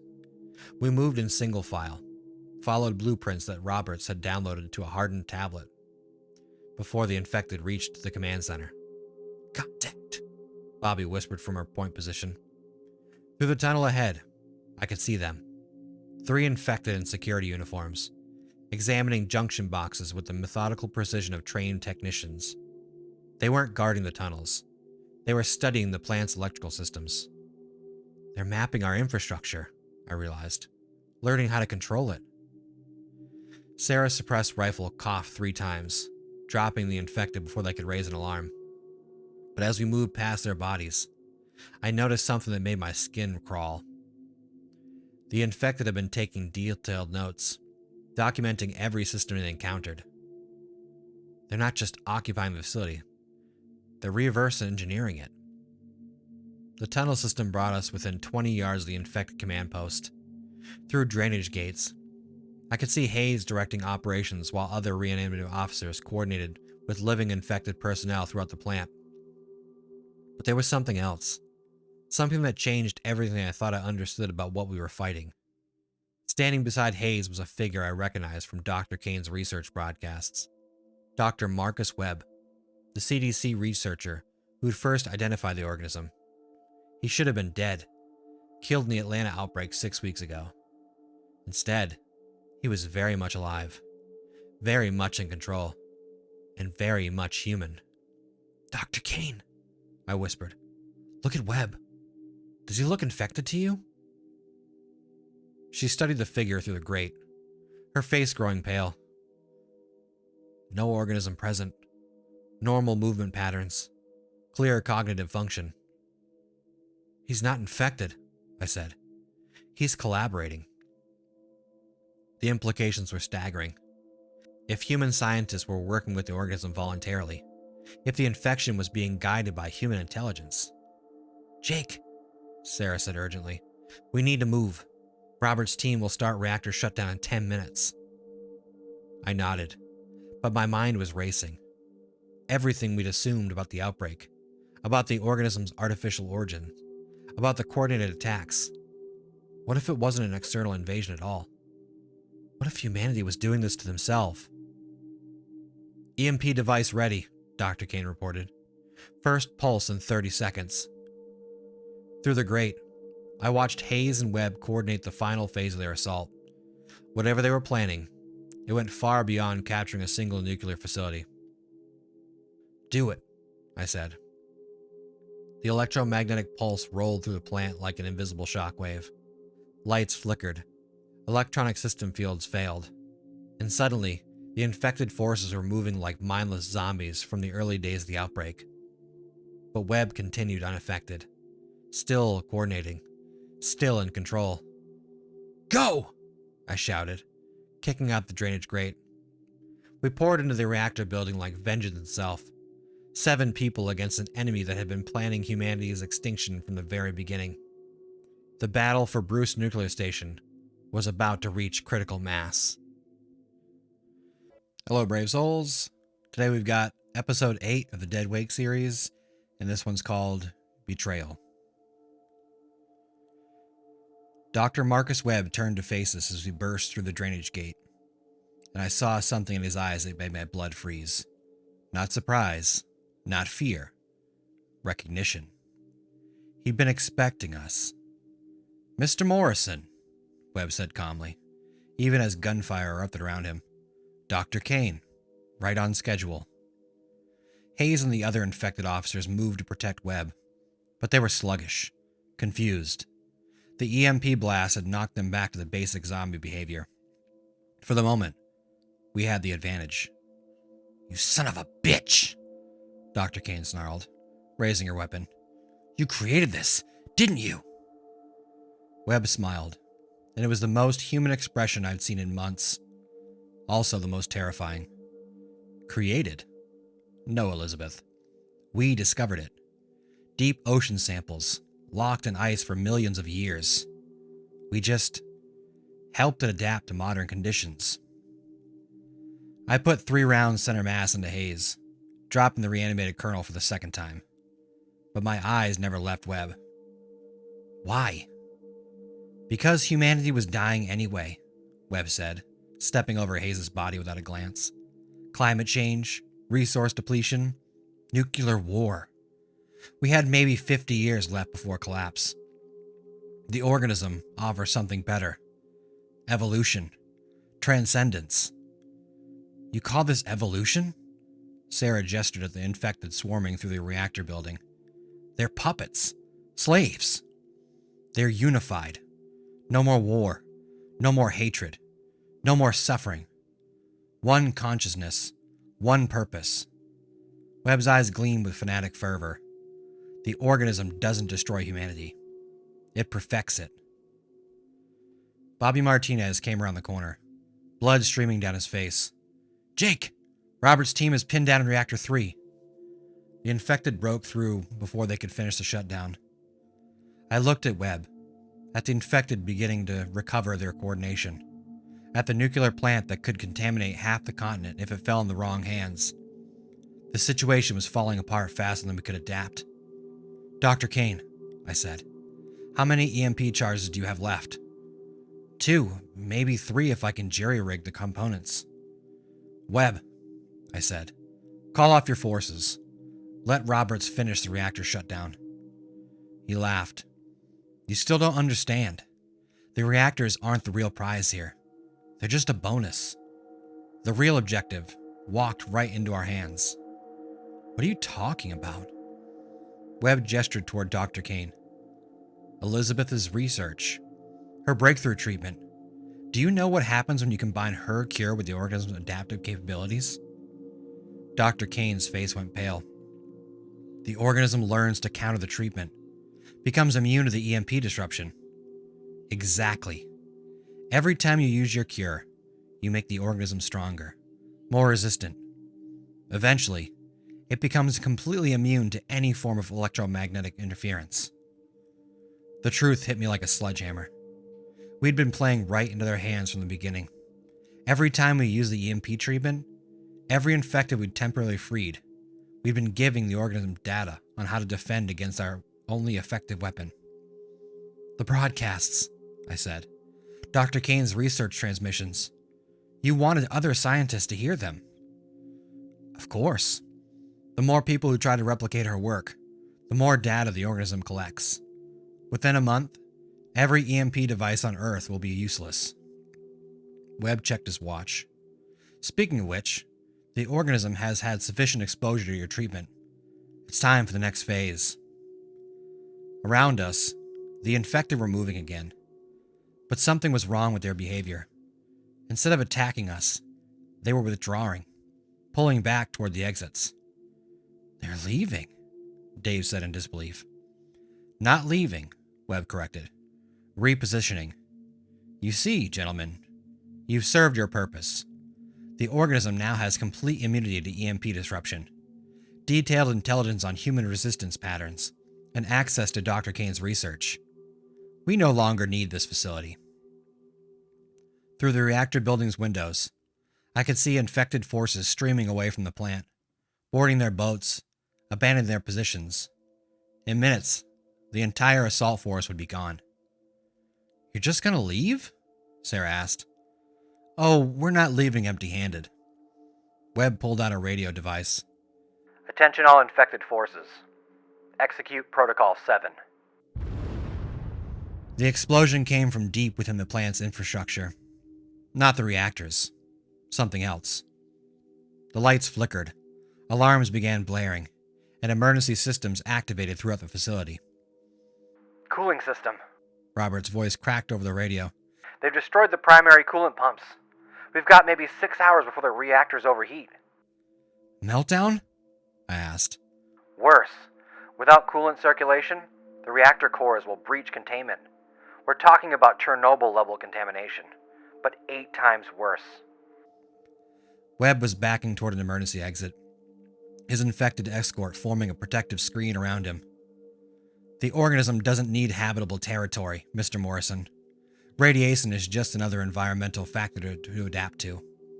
But for unmodified humans, the contamination zones will be uninhabitable for centuries, Dr. Kane finished, creating a perfect sanctuary for the infected to evolve and multiply without human interference. Webb said. Goodbye, Elizabeth. Thank you for your invaluable contribution to humanity's future. He disappeared through the exit, leaving us alone at a nuclear plant that was slowly building toward the worst disaster in human history. Can we restore the cooling systems? I asked Roberts over the radio. Negative. They use shape charges. Knew exactly what to target. We'd need major industrial equipment to repair the damage. And we don't have 6 hours. I looked around at my team, exhausted, wounded, surrounded by the wreckage of our hopes. We'd walked into a trap so perfectly planned that every choice we'd made had been anticipated. There has to be another way, Sarah said. There is. Dr. Kane was studying her portable scanner, her expression grim. We can trigger a controlled meltdown. Instead of letting the reactors breach randomly, we force them to fail in a specific pattern. How does that help? Dave asked. Directed meltdown. We channel the radioactive release into the lake instead of the atmosphere. The contamination gets diluted by millions of gallons of water instead of spreading across the continent. And we'd be at ground zero when it happens, I said. Yes, but thousands of people downwind would survive instead of dying from radiation exposure. I thought about Mrs. Chen, about her words regarding difficult choices, about Tom Wesley, who died protecting his family, about all the people who'd trusted me to lead them to safety. How long do we have to decide? I asked. 20 minutes to initiate the sequence. Once we start, there's no going back. Through the windows, I could see the last of Webb's forces departing. They were leaving us to die, but they were also leaving us with the power to deny them their perfect contamination zone. Roberts, I called over the radio. Can your people get clear of the facility in 20 minutes? If we move fast, yes. But Jake, what about you? Someone has to stay behind to trigger the sequence. Make sure it goes according to plan. I'll do it, Dr. Kane said immediately. It's my responsibility. My research enabled this disaster. No, I said firmly. You're the only one who understands the organism well enough to develop new countermeasures. The world needs you alive. Then who? Me. I looked around at my team, at the faces of people who'd become my family over the past 4 months. I'll stay. You get everyone else to minimum safe distance. Like hell, Sarah said. We've been through everything together. I'm not leaving you now. Sarah, don't even start. You think you're the only one who can make hard decisions? You think you're the only one who cares about stopping these bastards? Dave stepped forward. She's right. We're a team, Jake. We finish this together. Count me in, Bobby added. Got nowhere else to be anyway. I wanted to argue. Wanted to order them to leave. Wanted to protect them from the choice I was making. Looking at their faces, I realized something important. These people had earned the right to make their own decisions about how their story ended. All right, I said. Dr. Kane, get everyone else clear of the facility. Roberts, initiate evacuation protocols. We'll handle the meltdown sequence. The next 15 minutes were controlled chaos. Plant personnel fled toward the harbor, where emergency boats waited to carry them to minimum safe distance. Dr. Kane transmitted her research data to every functioning receiver she could reach, hoping someone, somewhere, would be able to continue her work. My team took positions in the reactor control room, watching as coolant temperatures climbed toward critical levels. The automated systems were screaming warnings, trying to prevent exactly what we were trying to cause. Jake, Sarah said quietly, do you think Webb was right about humanity being doomed anyway? I thought about the question, about everything we'd seen and done over the past months. The government's abandonment, the military's collapse, the infected growing stronger while we grew weaker. Maybe, I said, but that doesn't mean we stop fighting. That doesn't mean we give up and let them win without a fight. Through the control room windows, Lake Huron stretched toward the horizon. Somewhere out there, Webb and his forces were retreating to safety, confident they'd achieved their goals. They had Dr. Kane's research, immunity to our only effective weapon, and they'd created a massive contamination zone for their experiments. But they'd made one critical error. They'd underestimated human stubbornness. Coolant temperature approaching critical, Dave reported. 2 minutes until automatic shutdown fails. Override the automatic systems, I said. We do this manually. My hands moved across the control panel, disabling safety protocols that had been designed to prevent exactly this scenario. One by one, the reactor's protective systems went offline. Temperature critical, Bobby announced. Containment breach imminent. Jake, Sarah said, look outside. Through the windows, I could see something that made me smile for the first time in days. Boats on the horizon. Not Webb's infected forces, but something else. Military vessels flying actual flags. Civilian craft. What looked like an organized flotilla. Dr. Kane's broadcasts, I realized. Other survivors heard them. They're coming to help. It was too late to save the nuclear plant. Too late to prevent the contamination. But maybe, just maybe, it wasn't too late to save the idea that humanity was worth fighting for. Containment breach in 30 seconds, Dave reported. I looked at my team one last time. Sarah, who'd saved my life more times than I could count. Dave, who'd become the brother I never had. Bobby, who'd found purpose in our impossible mission. What happens now? I said. I want you to know. Save the speeches, Sarah interrupted. We know. The reactor core breached at 3:47 p.m. on day 133 of the outbreak. The directed meltdown worked perfectly, channeling the radioactive release into Lake Huron instead of the atmosphere. The contamination was massive but localized, creating a dead zone in the water instead of a killing cloud across the continent. 4 people died triggering that meltdown. 4 people chose to sacrifice themselves to deny the enemy a perfect weapon. But the story doesn't end there, because sometimes, when you think you're making your last stand, you discover you're actually making your first real victory. Day 134. I woke up in a hospital bed on a ship, which should have been impossible for several reasons. First, I should have been dead from radioactive exposure. Second, there weren't supposed to be any functioning hospitals left. Third, the person sitting beside my bed was Mrs. Chen. Mrs. Chen, who'd I watched die on Mackinac Island a week ago. You look confused, Jake, she said with that familiar gentle smile. That's understandable given the circumstances. I tried to sit up, but my body felt like it weighed 1,000 pounds. This isn't real. You're dead. I saw Hayes kill you. Hayes killed someone, yes, but not me.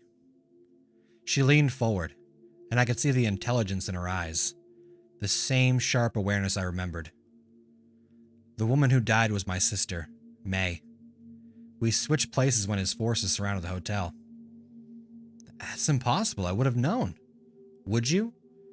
2 elderly Chinese women, both speaking limited English, both wearing similar clothes, in a high-stress situation? Would you have noticed the difference? The horrible truth was, I might not have. In the chaos of the assault, with explosions and gunfire, I might have seen what I expected to see instead of what was actually there. May volunteered, Mrs. Chen continued. She was dying anyway. Advanced cancer. Maybe 2 weeks left.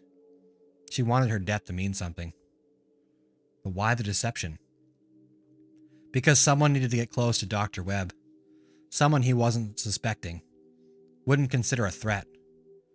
Mrs. Chen's expression hardened. Someone who could gather intelligence on the collaboration between infected forces and human traitors. I stared at her, understanding beginning to dawn. You're not just a retired teacher, are you? Retired, yes. Teacher, no. CIA, actually. 40 years of intelligence work before I settled in Detroit, she smiled. Amazing how invisible an elderly Asian woman can be in American society. Very useful for certain types of operations.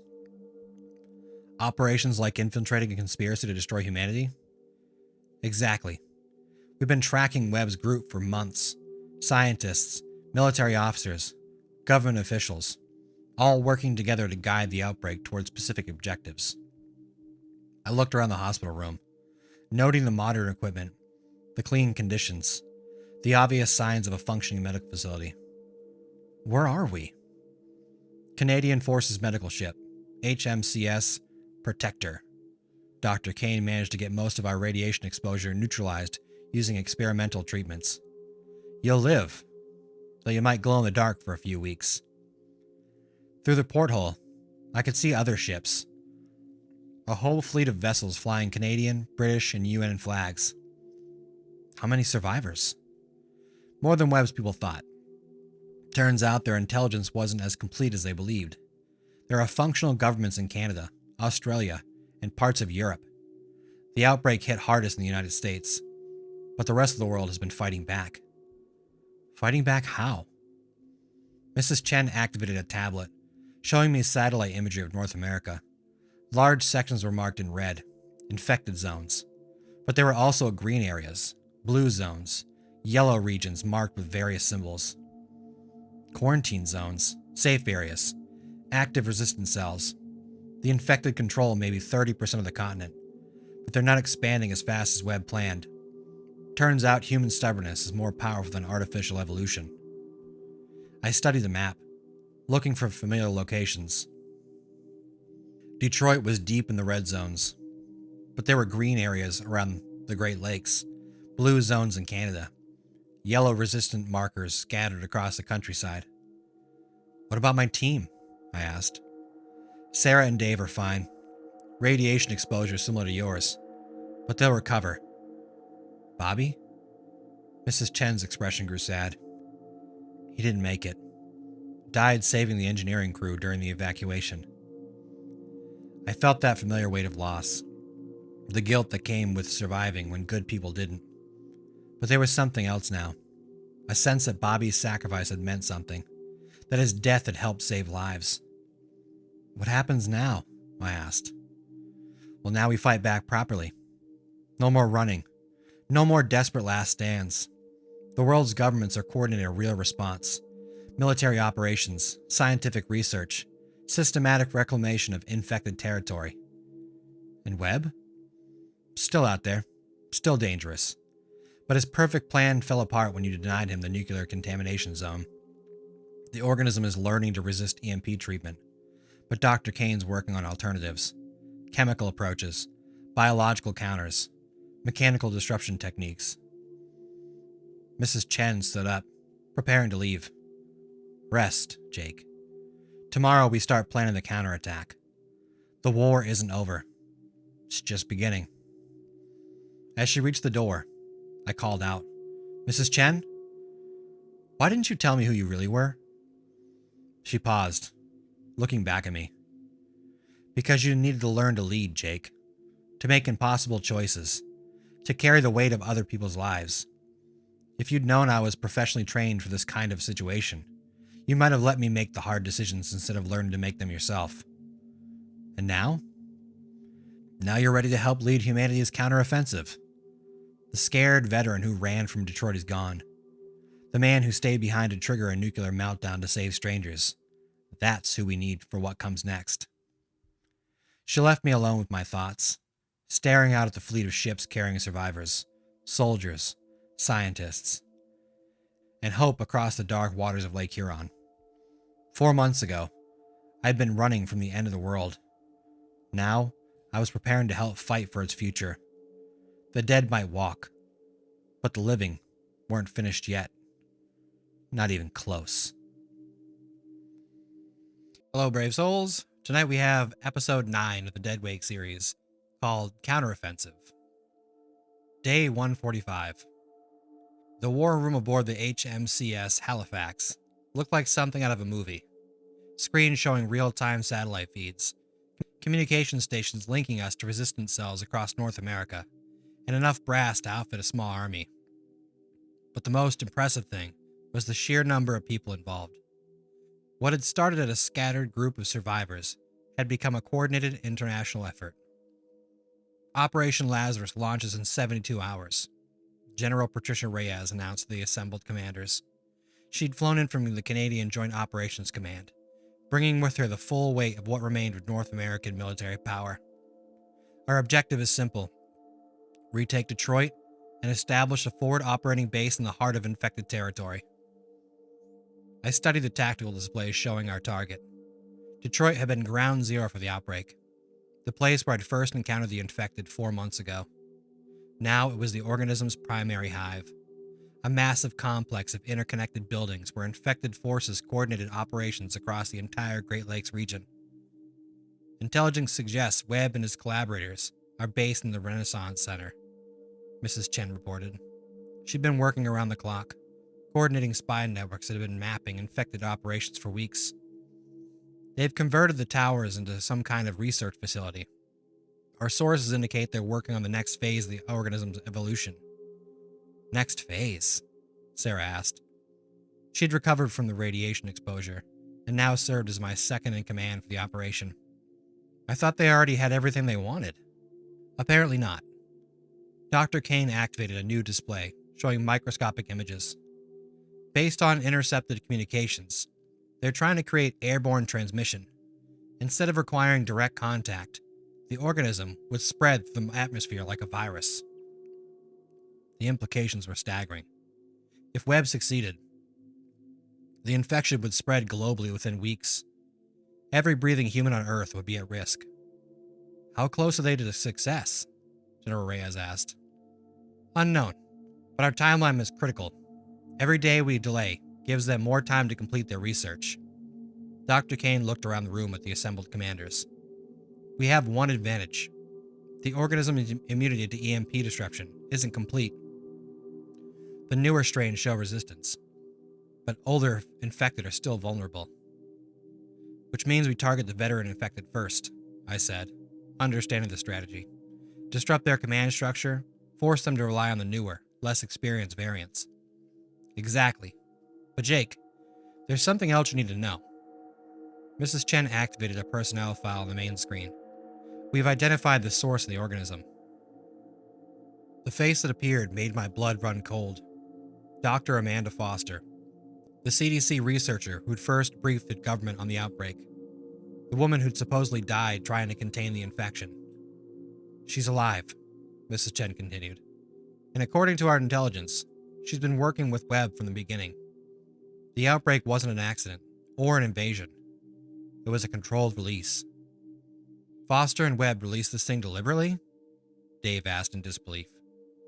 They're part of a group calling itself the Evolution Protocol. Scientists, military officers, government officials who believe humanity needs to be upgraded. They see the organism as the next step in human development. I thought about everything we'd lost. Everyone who'd died fighting an enemy that could have been stopped before it started. Tom Wesley, Bobby Martinez, Mrs. Chen's sister. Millions of people who'd never had a choice in their own evolution. Where's Foster now? I asked. Detroit. She's overseeing the airborne transmission project personally. Mrs. Chen's expression was grim. Jake, there's more. The organism isn't just being guided by human collaborators. It's learning to operate independently. Some infected groups are acting without any human oversight. General Reyes leaned forward. Meaning what? Meaning, even if we eliminate Webb and Foster, the organism might continue evolving on its own. We could win the war against the collaborators, and still lose to the infected itself.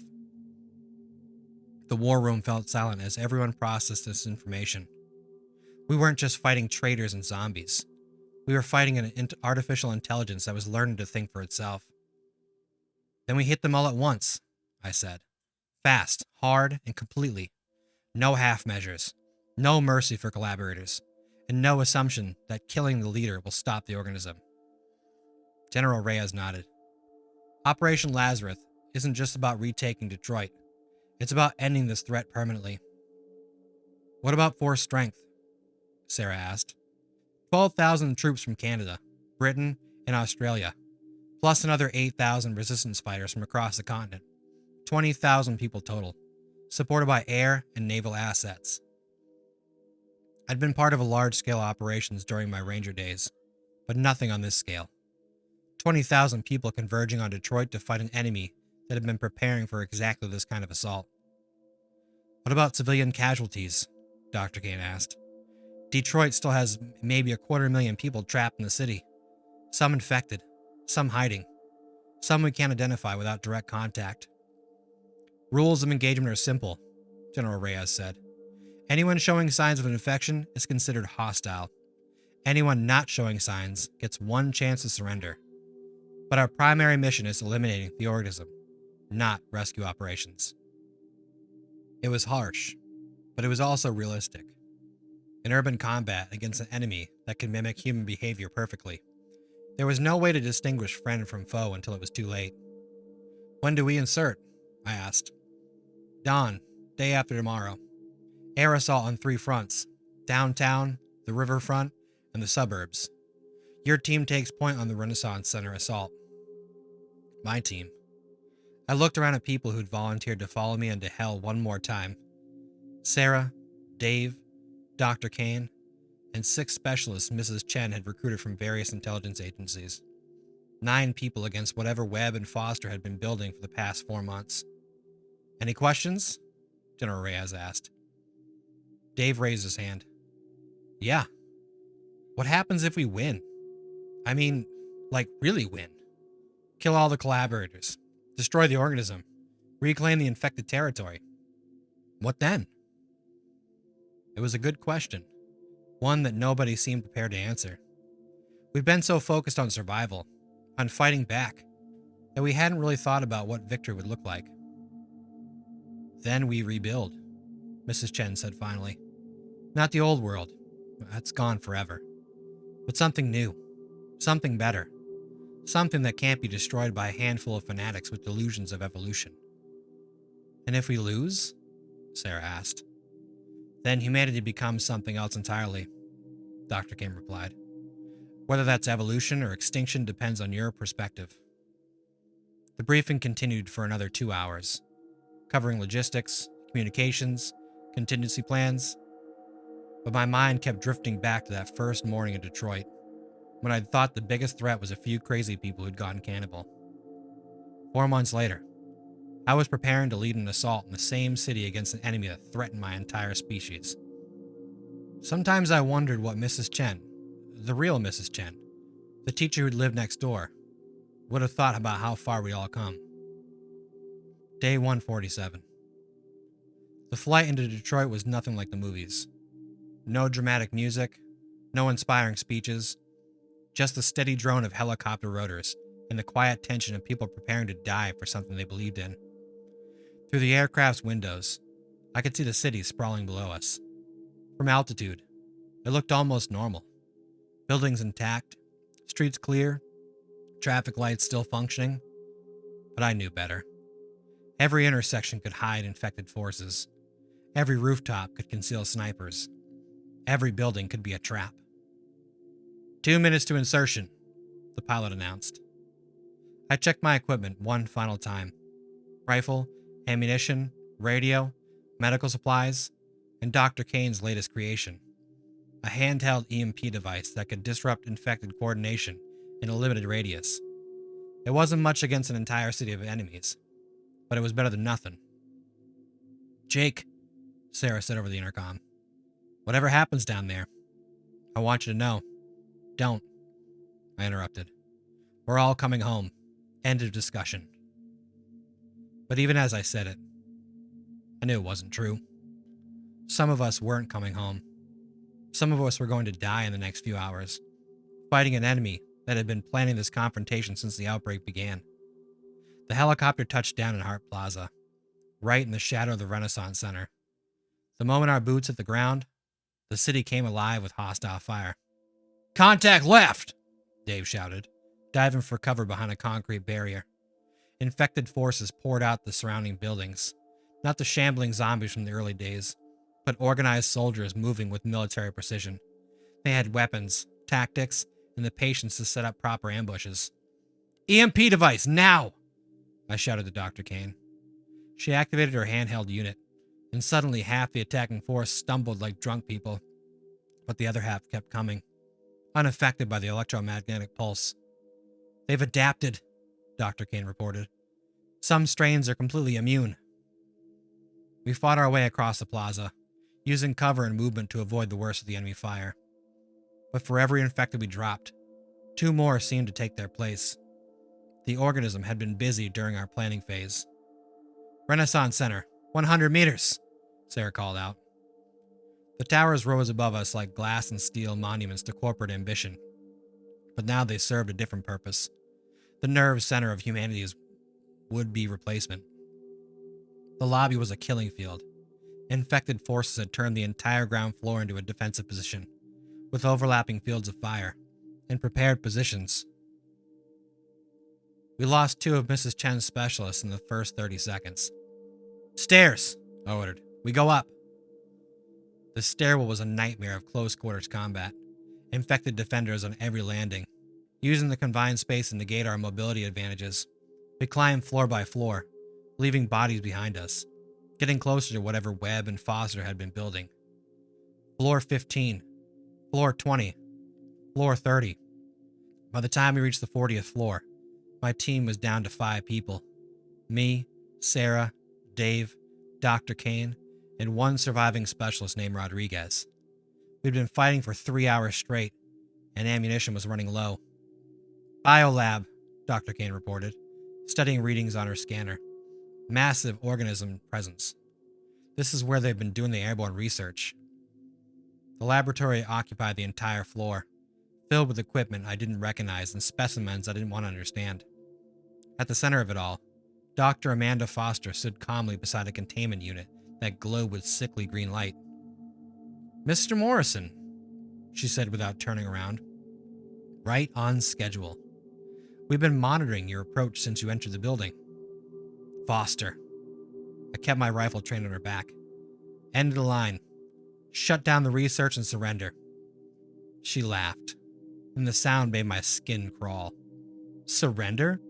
To what? A dying species that refuses to evolve? You still don't understand what we're offering." "I understand you're planning to murder 7 billion people." "Murder implies ending life. We're transforming it, perfecting it, making humanity into something worthy of survival." Foster turned to face us, and I saw something in her eyes that was worse than madness. Absolute certainty. "The organism isn't a weapon, Mr. Morrison. It's a gift. Immortality, unity, purpose. No more war, no more suffering, no more individual human selfishness destroying the planet. And no more choice," Sarah said. "Choice is overrated. Look where human choice has brought us. Climate change, nuclear weapons, biological warfare. We're too stupid and too selfish to survive as we are." Dr. Kane stepped forward, her scanner showing readings that made her face pale. "Amanda, what have you done? The containment readings are off the charts." "We've solved the airborne transmission problem," Foster said proudly. 12 hours from now, the organism will be released in the atmosphere above every major population center on Earth. Within a week, the transformation will be complete." "You're talking about genocide," Rodriguez said. "I'm talking about evolution, you moron." Foster activated a control panel, and the containment unit began to hum with increased energy. "The release sequence is already initiated. Nothing you do here can stop it." I looked at Dr. Kane, hoping she'd have some technical solution, some way to reverse whatever Foster had started. But her expression told me everything I needed to know. "How long?" I asked. "Based on these readings? 6 hours until the first release. After that, it cascades globally. 6 hours to stop the end of human free will. 6 hours to prevent the transformation of our species into something that wore our faces but wasn't us anymore." "Where's Webb?" I asked Foster. "Gone. Evacuated to a secure location where he can oversee the transition. You're too late, Mr. Morrison. Humanity's childhood is over." Through the laboratory's window, I could see the battle raging across Detroit. 20,000 soldiers and resistance fighters, all risking their lives to stop something that might already be unstoppable. "Dr. Kane," I said, "can you reverse this?" She was studying Foster's equipment, her scientific mind racing through possibilities. "Maybe, But I'd need time, resources, and detailed knowledge of their modifications to the organism. I'll give you time, I said. Sarah, Dave, Rodriguez, secure the floor. Nobody gets in or out. What about Foster? Dave asked. I looked at the woman who'd helped orchestrate the near extinction of humanity, who stood calmly beside her doomsday device as if she was discussing the weather. She's going to help Dr. Kane reverse the process. Foster smiled. I won't help you destroy humanity's future. Then you'll watch humanity die knowing you could have saved it. I raised my rifle. Your choice, Doctor. Help us stop this thing, or become another casualty of your evolution. For the first time since we'd entered the laboratory, Foster's expression showed something other than calm certainty. She was starting to realize that maybe she had miscalculated. Outside, the battle for Detroit raged on. But in that laboratory, 40 floors above the city, the real war was just beginning. The war for humanity's soul. You have 5 hours and 43 minutes, Dr. Kane announced, her fingers flying across Foster's equipment. After that, the first atmospheric release triggers automatically. Foster stood beside her, sullen but cooperating under the barrel of Rodriguez's rifle. Even if you stop this release, there are others. Backup systems, redundant protocols. The evolution protocol planned for interference. How many? I demanded. 12 primary release sites across 6 continents. Moscow, Beijing, London, New York, Los Angeles, Sydney. She recited the list like a grocery shopping reminder. Each one operates independently. Stopping Detroit delays the inevitable by maybe 6 hours. Through the laboratory windows, I could see smoke rising from across the city. The sounds of battle echoed up from street level. Explosions, gunfire, the distant roar of aircraft. 20,000 people fighting for humanity's future. And we were running out of time. Sarah, I said, give me General Reyes on the radio. Jake Morrison to command. Priority Alpha. The response came through heavy static. Morrison, this is Reyes. Status report. We've located the primary research facility. Foster's here. But she says there are 11 other release sites worldwide. We need immediate strikes on Moscow, Beijing, London. Negative on global strikes. We don't have assets in position. And most world governments still don't believe the full scope of the threat. I stared at the radio, not believing what I was hearing.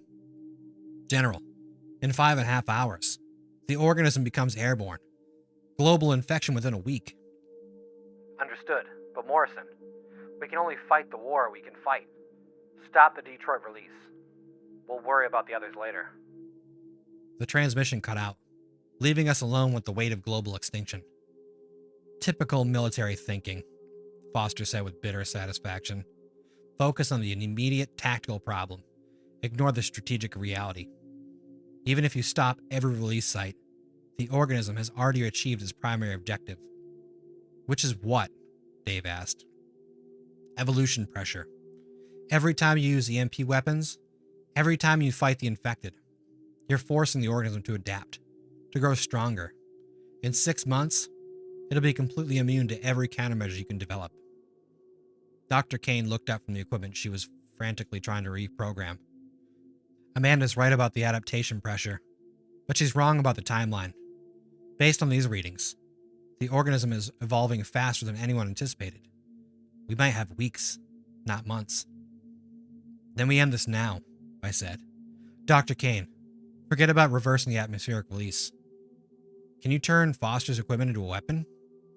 What kind of weapon? The kind that kills every trace of the organism in North America.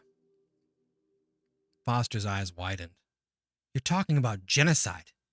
Millions of infected people who could potentially be saved. Could potentially be saved. Or could be potentially spread this thing to every human on Earth. I looked at her with all the contempt I could muster. You made this choice when you released the organism. Now we deal with the consequences. Dr. Kane was studying the laboratory's equipment with new focus. It's theoretically possible. Instead of atmospheric release, I could reverse the process, create an organism-specific toxin, deploy it through the same distribution system. How long? 2 hours, maybe 3? We don't have 3 hours. Then we make it with 2. Dr. Kane began dismantling components, repurposing Foster's doomsday device into humanity's last hope. Jake, there's something else. The toxin won't distinguish between the organism and infected humans. Everyone carrying the infection dies. The implication hit me like a physical blow. Millions of people, infected but potentially curable, would die along with the organism. Men, women, children who'd been victims of Foster's experiment would become casualties of our solution. How many? Sarah asked quietly. In North America, maybe 10 million infected. Worldwide? Dr. Kane's voice trailed off. 50 million, Foster finished. 50 million people who could be saved if you just accept the evolution instead of fighting it. I thought about the infected we'd encountered who'd shown traces of their original personalities. People trapped inside their own bodies, aware but unable to control their actions. Were we saving them or murdering them? Jake, Dave said, there has to be another way. There is, Foster said. Accept the transformation. Let humanity become something better than what we are now. Better according to who? Sarah demanded. You? Webb? The organism itself? Who gave you the right to make that choice for an entire species? Evolution doesn't ask permission, Foster replied. It simply happens. We're just guiding the process. Through the windows, I could see helicopters evacuating wounded from the battle below. Good people, dying to stop an infection that might be unstoppable anyway. Soldiers and civilians who trusted leaders like me to make the right decisions. Dr. Kane, I said finally. Do it. Build the toxin. Jake, Sarah started. We can't save everyone, I interrupted. But maybe we can save enough people to rebuild. To do better next time. And if you're wrong? Foster asked. If the organism is actually humanity's best hope for long-term survival? Then we'll find out the hard way. But at least we'll find out as humans, not as puppets dancing to someone else's tune. For the next hour, I watched Dr. Kane work miracles with equipment designed for humanity's extinction. She rewired circuits, reprogrammed computers, turned Foster's research inside out until the atmospheric release system became something entirely different. 1 hour until deployment, she announced. But Jake, I need you to understand. Once we trigger this, there's no going back. Every infected person in range dies, whether they're a mindless zombie or someone who could potentially be saved. I looked around at the laboratory at the faces of people who'd followed me through hell. Sarah, whose medical training made her understand the full horror of what we were about to do. Dave, who'd lost his wife to the infection and might never know if she could have been saved. Rodriguez, who'd volunteered for a mission that had become genocide. Final decision time, I said. Anyone who can't live with mass extinction of infected civilians can leave now. No judgment. No questions asked. Nobody moved. Then God help us all, I said. Dr. Kane, begin the countdown. Outside, the battle for Detroit was reaching its climax. Inside, 4 people prepared to commit the greatest act of mercy killing in human history. 50 million infected would die in the next hour. But maybe, just maybe, 7 billion others would live free. Hello, brave souls. Today we have the final part 10 to the Dead Wake series, and it's called After the Fall. 30 seconds to deployment, Dr. Kane announced, her hand hovering over the activation switch. Through the laboratory windows, Detroit stretched out below us, a city where 20,000 people were fighting for humanity's future. In 30 seconds, we would either save our species or become mass murderers on a scale that history had never seen. Jake, Sarah said quietly, are you sure about this? I looked at Foster, who stood watching us with a calm expression of someone who believed she was witnessing humanity's greatest mistake, at Dr. Kane, whose scientific mind understood exactly what we were about to unleash, at Dave and Rodriguez, who'd follow me into hell without question. No, I said honestly. I'm not sure about anything anymore, but I'm sure about one thing. I'd rather be wrong as a human than right as a slave. 10 seconds, Dr. Kane said. Foster spoke up one last time. You're condemning our species to repeat the same mistake that brought us to this point. War, hatred, environmental destruction.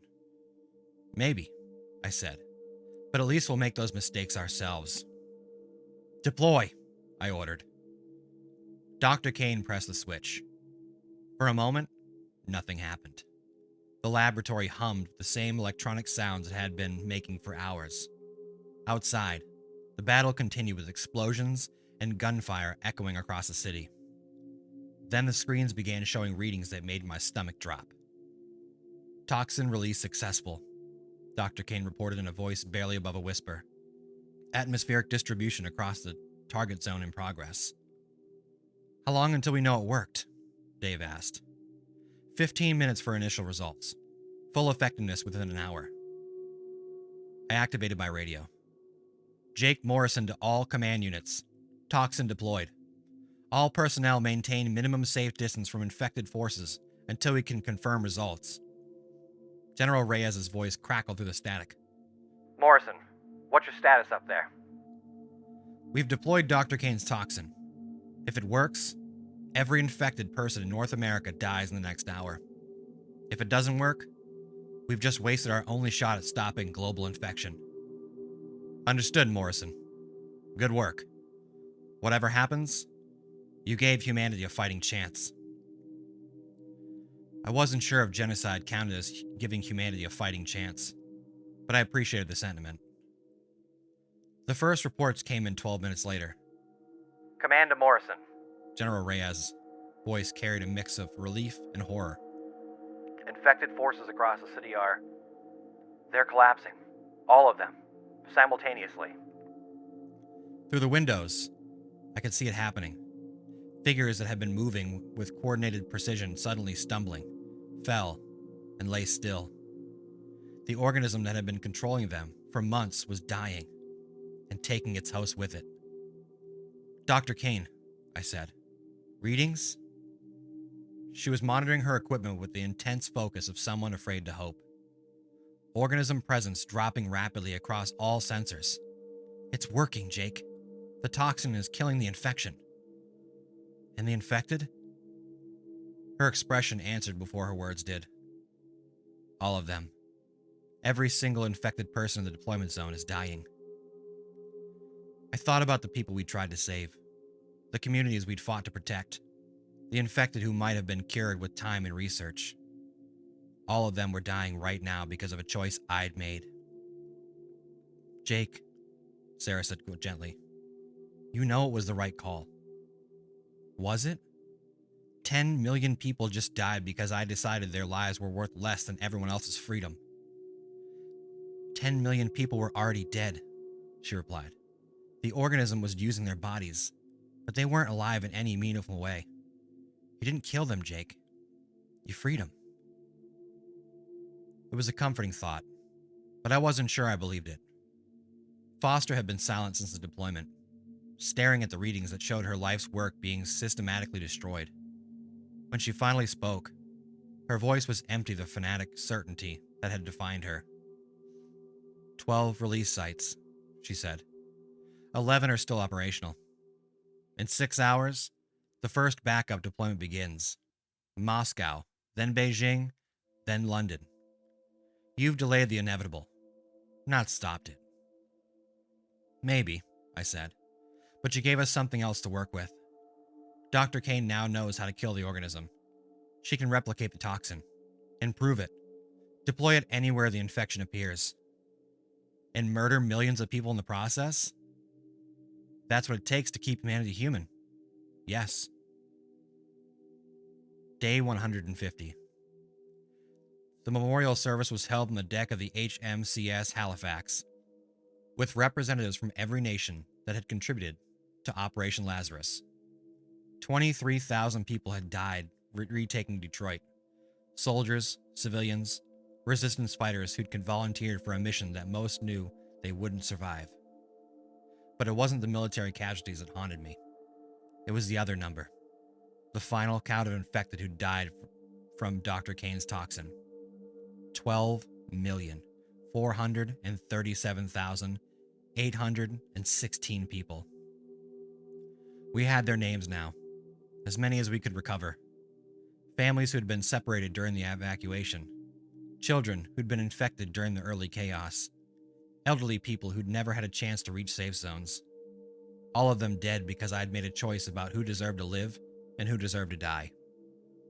Jake, Mrs. Chen joined me at the ship's rail, where I'd been staring at the water for the past hour. The guilt will eat you alive if you let it. Good. Maybe it should. Self-pity doesn't honor the dead. Action does. She handed me a folder marked with official seals. The UN Security Council has approved global deployment of the toxin. Dr. Kane's working with research teams in London, Sydney, and Tokyo to prevent the other releases. More genocide?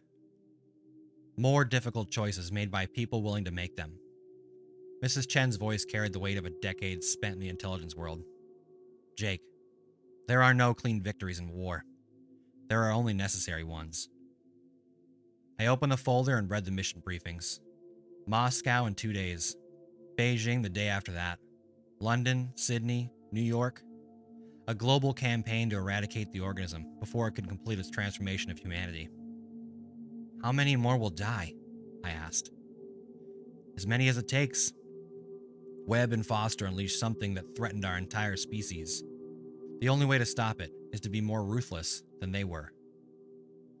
Through the ship's windows, I could see the Detroit skyline in the distance. The city looked almost normal from here, but I knew better. It was a graveyard now, populated only by cleanup crews and scientists studying the toxin's effects. What happens after? I asked. After we kill every infected person on Earth? After we eradicate the organism? After we win? What kind of world do we build on a foundation of mass murder? A better one, Mrs. Chen said simply. Or we don't deserve to survive what we've done. Day 168. Moscow fell in 4 hours. The toxin deployment was perfect, eliminating every trace of the organism and its infected hosts across the entire metropolitan area. 2,600,000 casualties, but also 2,600,000 people freed from slavery to an artificial intelligence that saw them as biological machines. I kept telling myself that as I stood in Red Square, surrounded by the bodies of people who'd been someone's children, someone's parents, someone's hope for the future. Jake, Dr. Kane approached, with a tablet showing deployment statistics. Beijing is ready. We launch in 6 hours. How many this time? Preliminary estimates suggest 8 million infected in the target zone.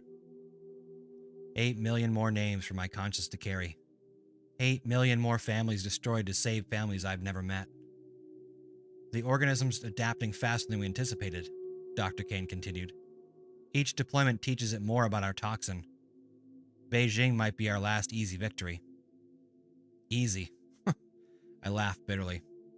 Is that what we're calling genocide now? Easy? Jake, you know that's not what I meant. Do I? Because I'm starting to wonder if Foster was right. If we're just murderers with good intentions. Dr. Kane was quiet for a long moment, studying the readings on her tablet. When she finally spoke, her voice carried the weight of someone who dedicated her life to saving people and ended up killing millions. I've been thinking about that a lot, she said. About whether we're heroes or monsters.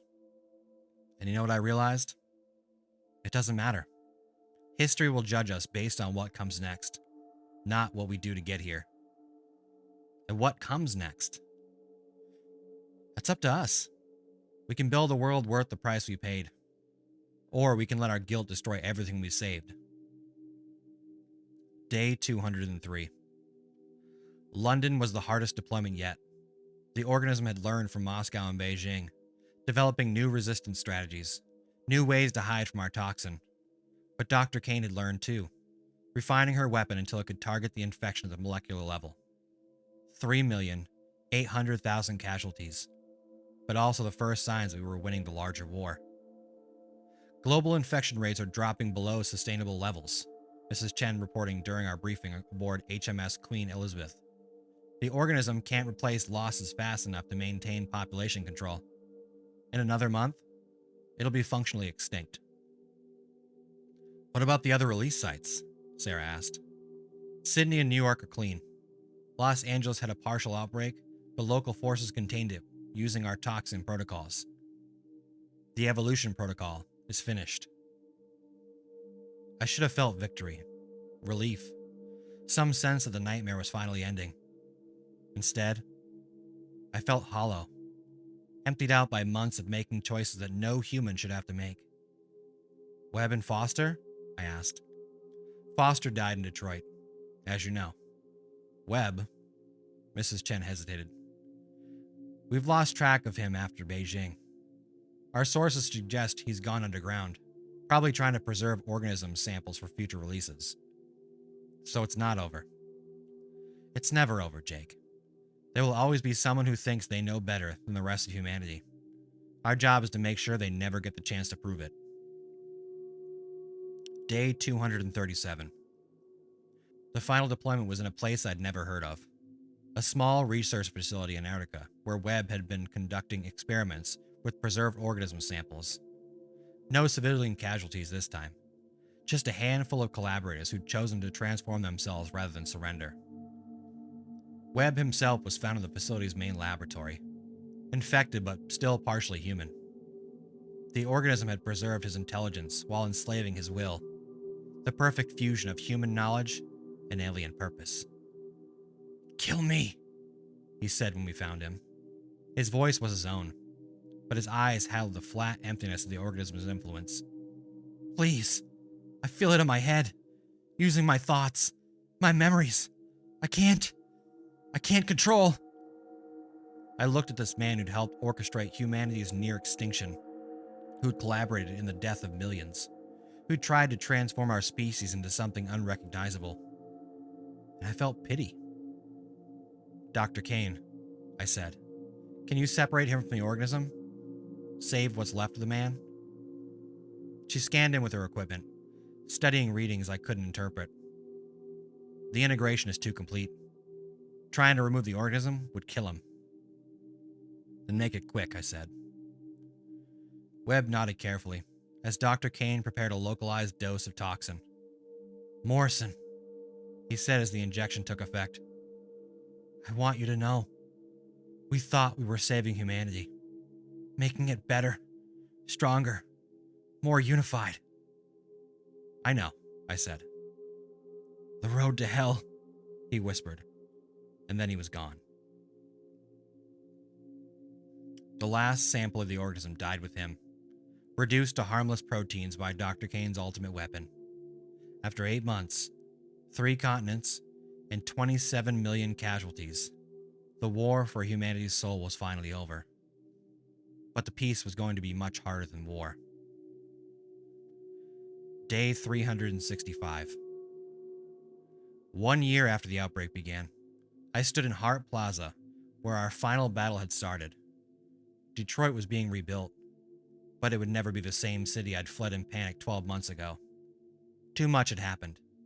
Too many people had died. Too much innocence had been lost. The memorial walls stretched for 3 blocks, containing the names of everyone who died in the outbreak, soldiers and civilians, infected and uninfected, heroes and victims, and people who'd just been in the wrong place at the wrong time. 27 million names carved in the black stone, a permanent reminder of what it had cost to remain human. Sarah found me there as the sun was setting, casting long shadows across the plaza. The UN wants you to head up the new Global Response Initiative, she said. International Task Force to prevent future bioweapon attacks. I'm tired of making life and death decisions for other people. I know, but you're good at it. And more importantly, people trust you to make the right choice for the right reasons. I thought about Foster and Webb, who'd been so certain they were doing the right thing. About the millions of infected who'd died because I decided their lives were worth sacrificing for everyone else's freedom, about the choices that had made when there were no good options. What if I'm wrong? I asked.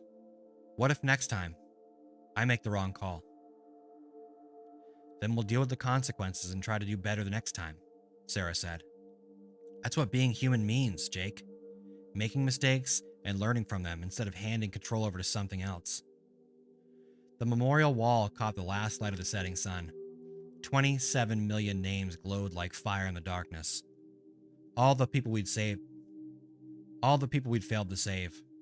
All the people we'd saved by failing to save others. All right, I said finally. I'll take the job. But I want you as my second in command. Why? Because I'm going to need someone to tell me when I'm wrong.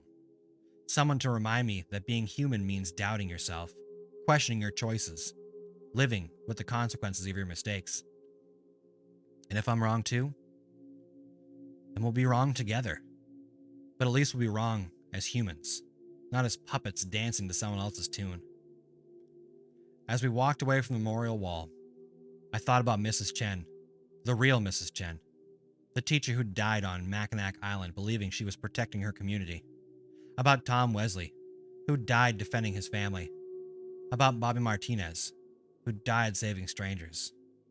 They'd all made choices about what it means to be human. Now it was my turn to honor those choices by building something worthy of their sacrifice. The war was over. Humanity had survived. Now we had to prove we deserved to. Epilogue. Day 1095. 3 years after the outbreak, I stood in the same Detroit neighborhood where I'd first encountered the infected. The house where I'd lived as a civilian was still there, though someone else lived in there now. The world had moved on, as worlds do. But it moved on changed. The Global Response Initiative has prevented 4 potential bioweapon attacks in 3 years. Not through military action, but through intelligence work, diplomatic pressure, and the kind of international cooperation that had been unthinkable before the outbreak. Fear of another organism had accomplished what decades of peace treaties couldn't. Genuine unity of purpose among the world's governments. Dr. Kane had won the Nobel Peace Prize for her work developing broad-spectrum biological countermeasures. Sarah ran the initiative's field operations, coordinated response teams across 6 continents. Dave had returned to his family's farm, but he consulted on rural security protocols and maintained an early warning network across the American heartland. Mrs. Chen, my Mrs. Chen, the CIA operative, had retired to a small house by Lake Huron, where she wrote reports that no one would ever read about the things that kept the world safe while people slept. 27 million people had died so that 7 billion others could remain human. The mathematics of survival were ugly, but they were ours. We'd chosen to make difficult decisions rather than surrender our right to make them at all. Foster and Webb had offered humanity perfection, unity, purpose, freedom from the messy complications of an individual choice.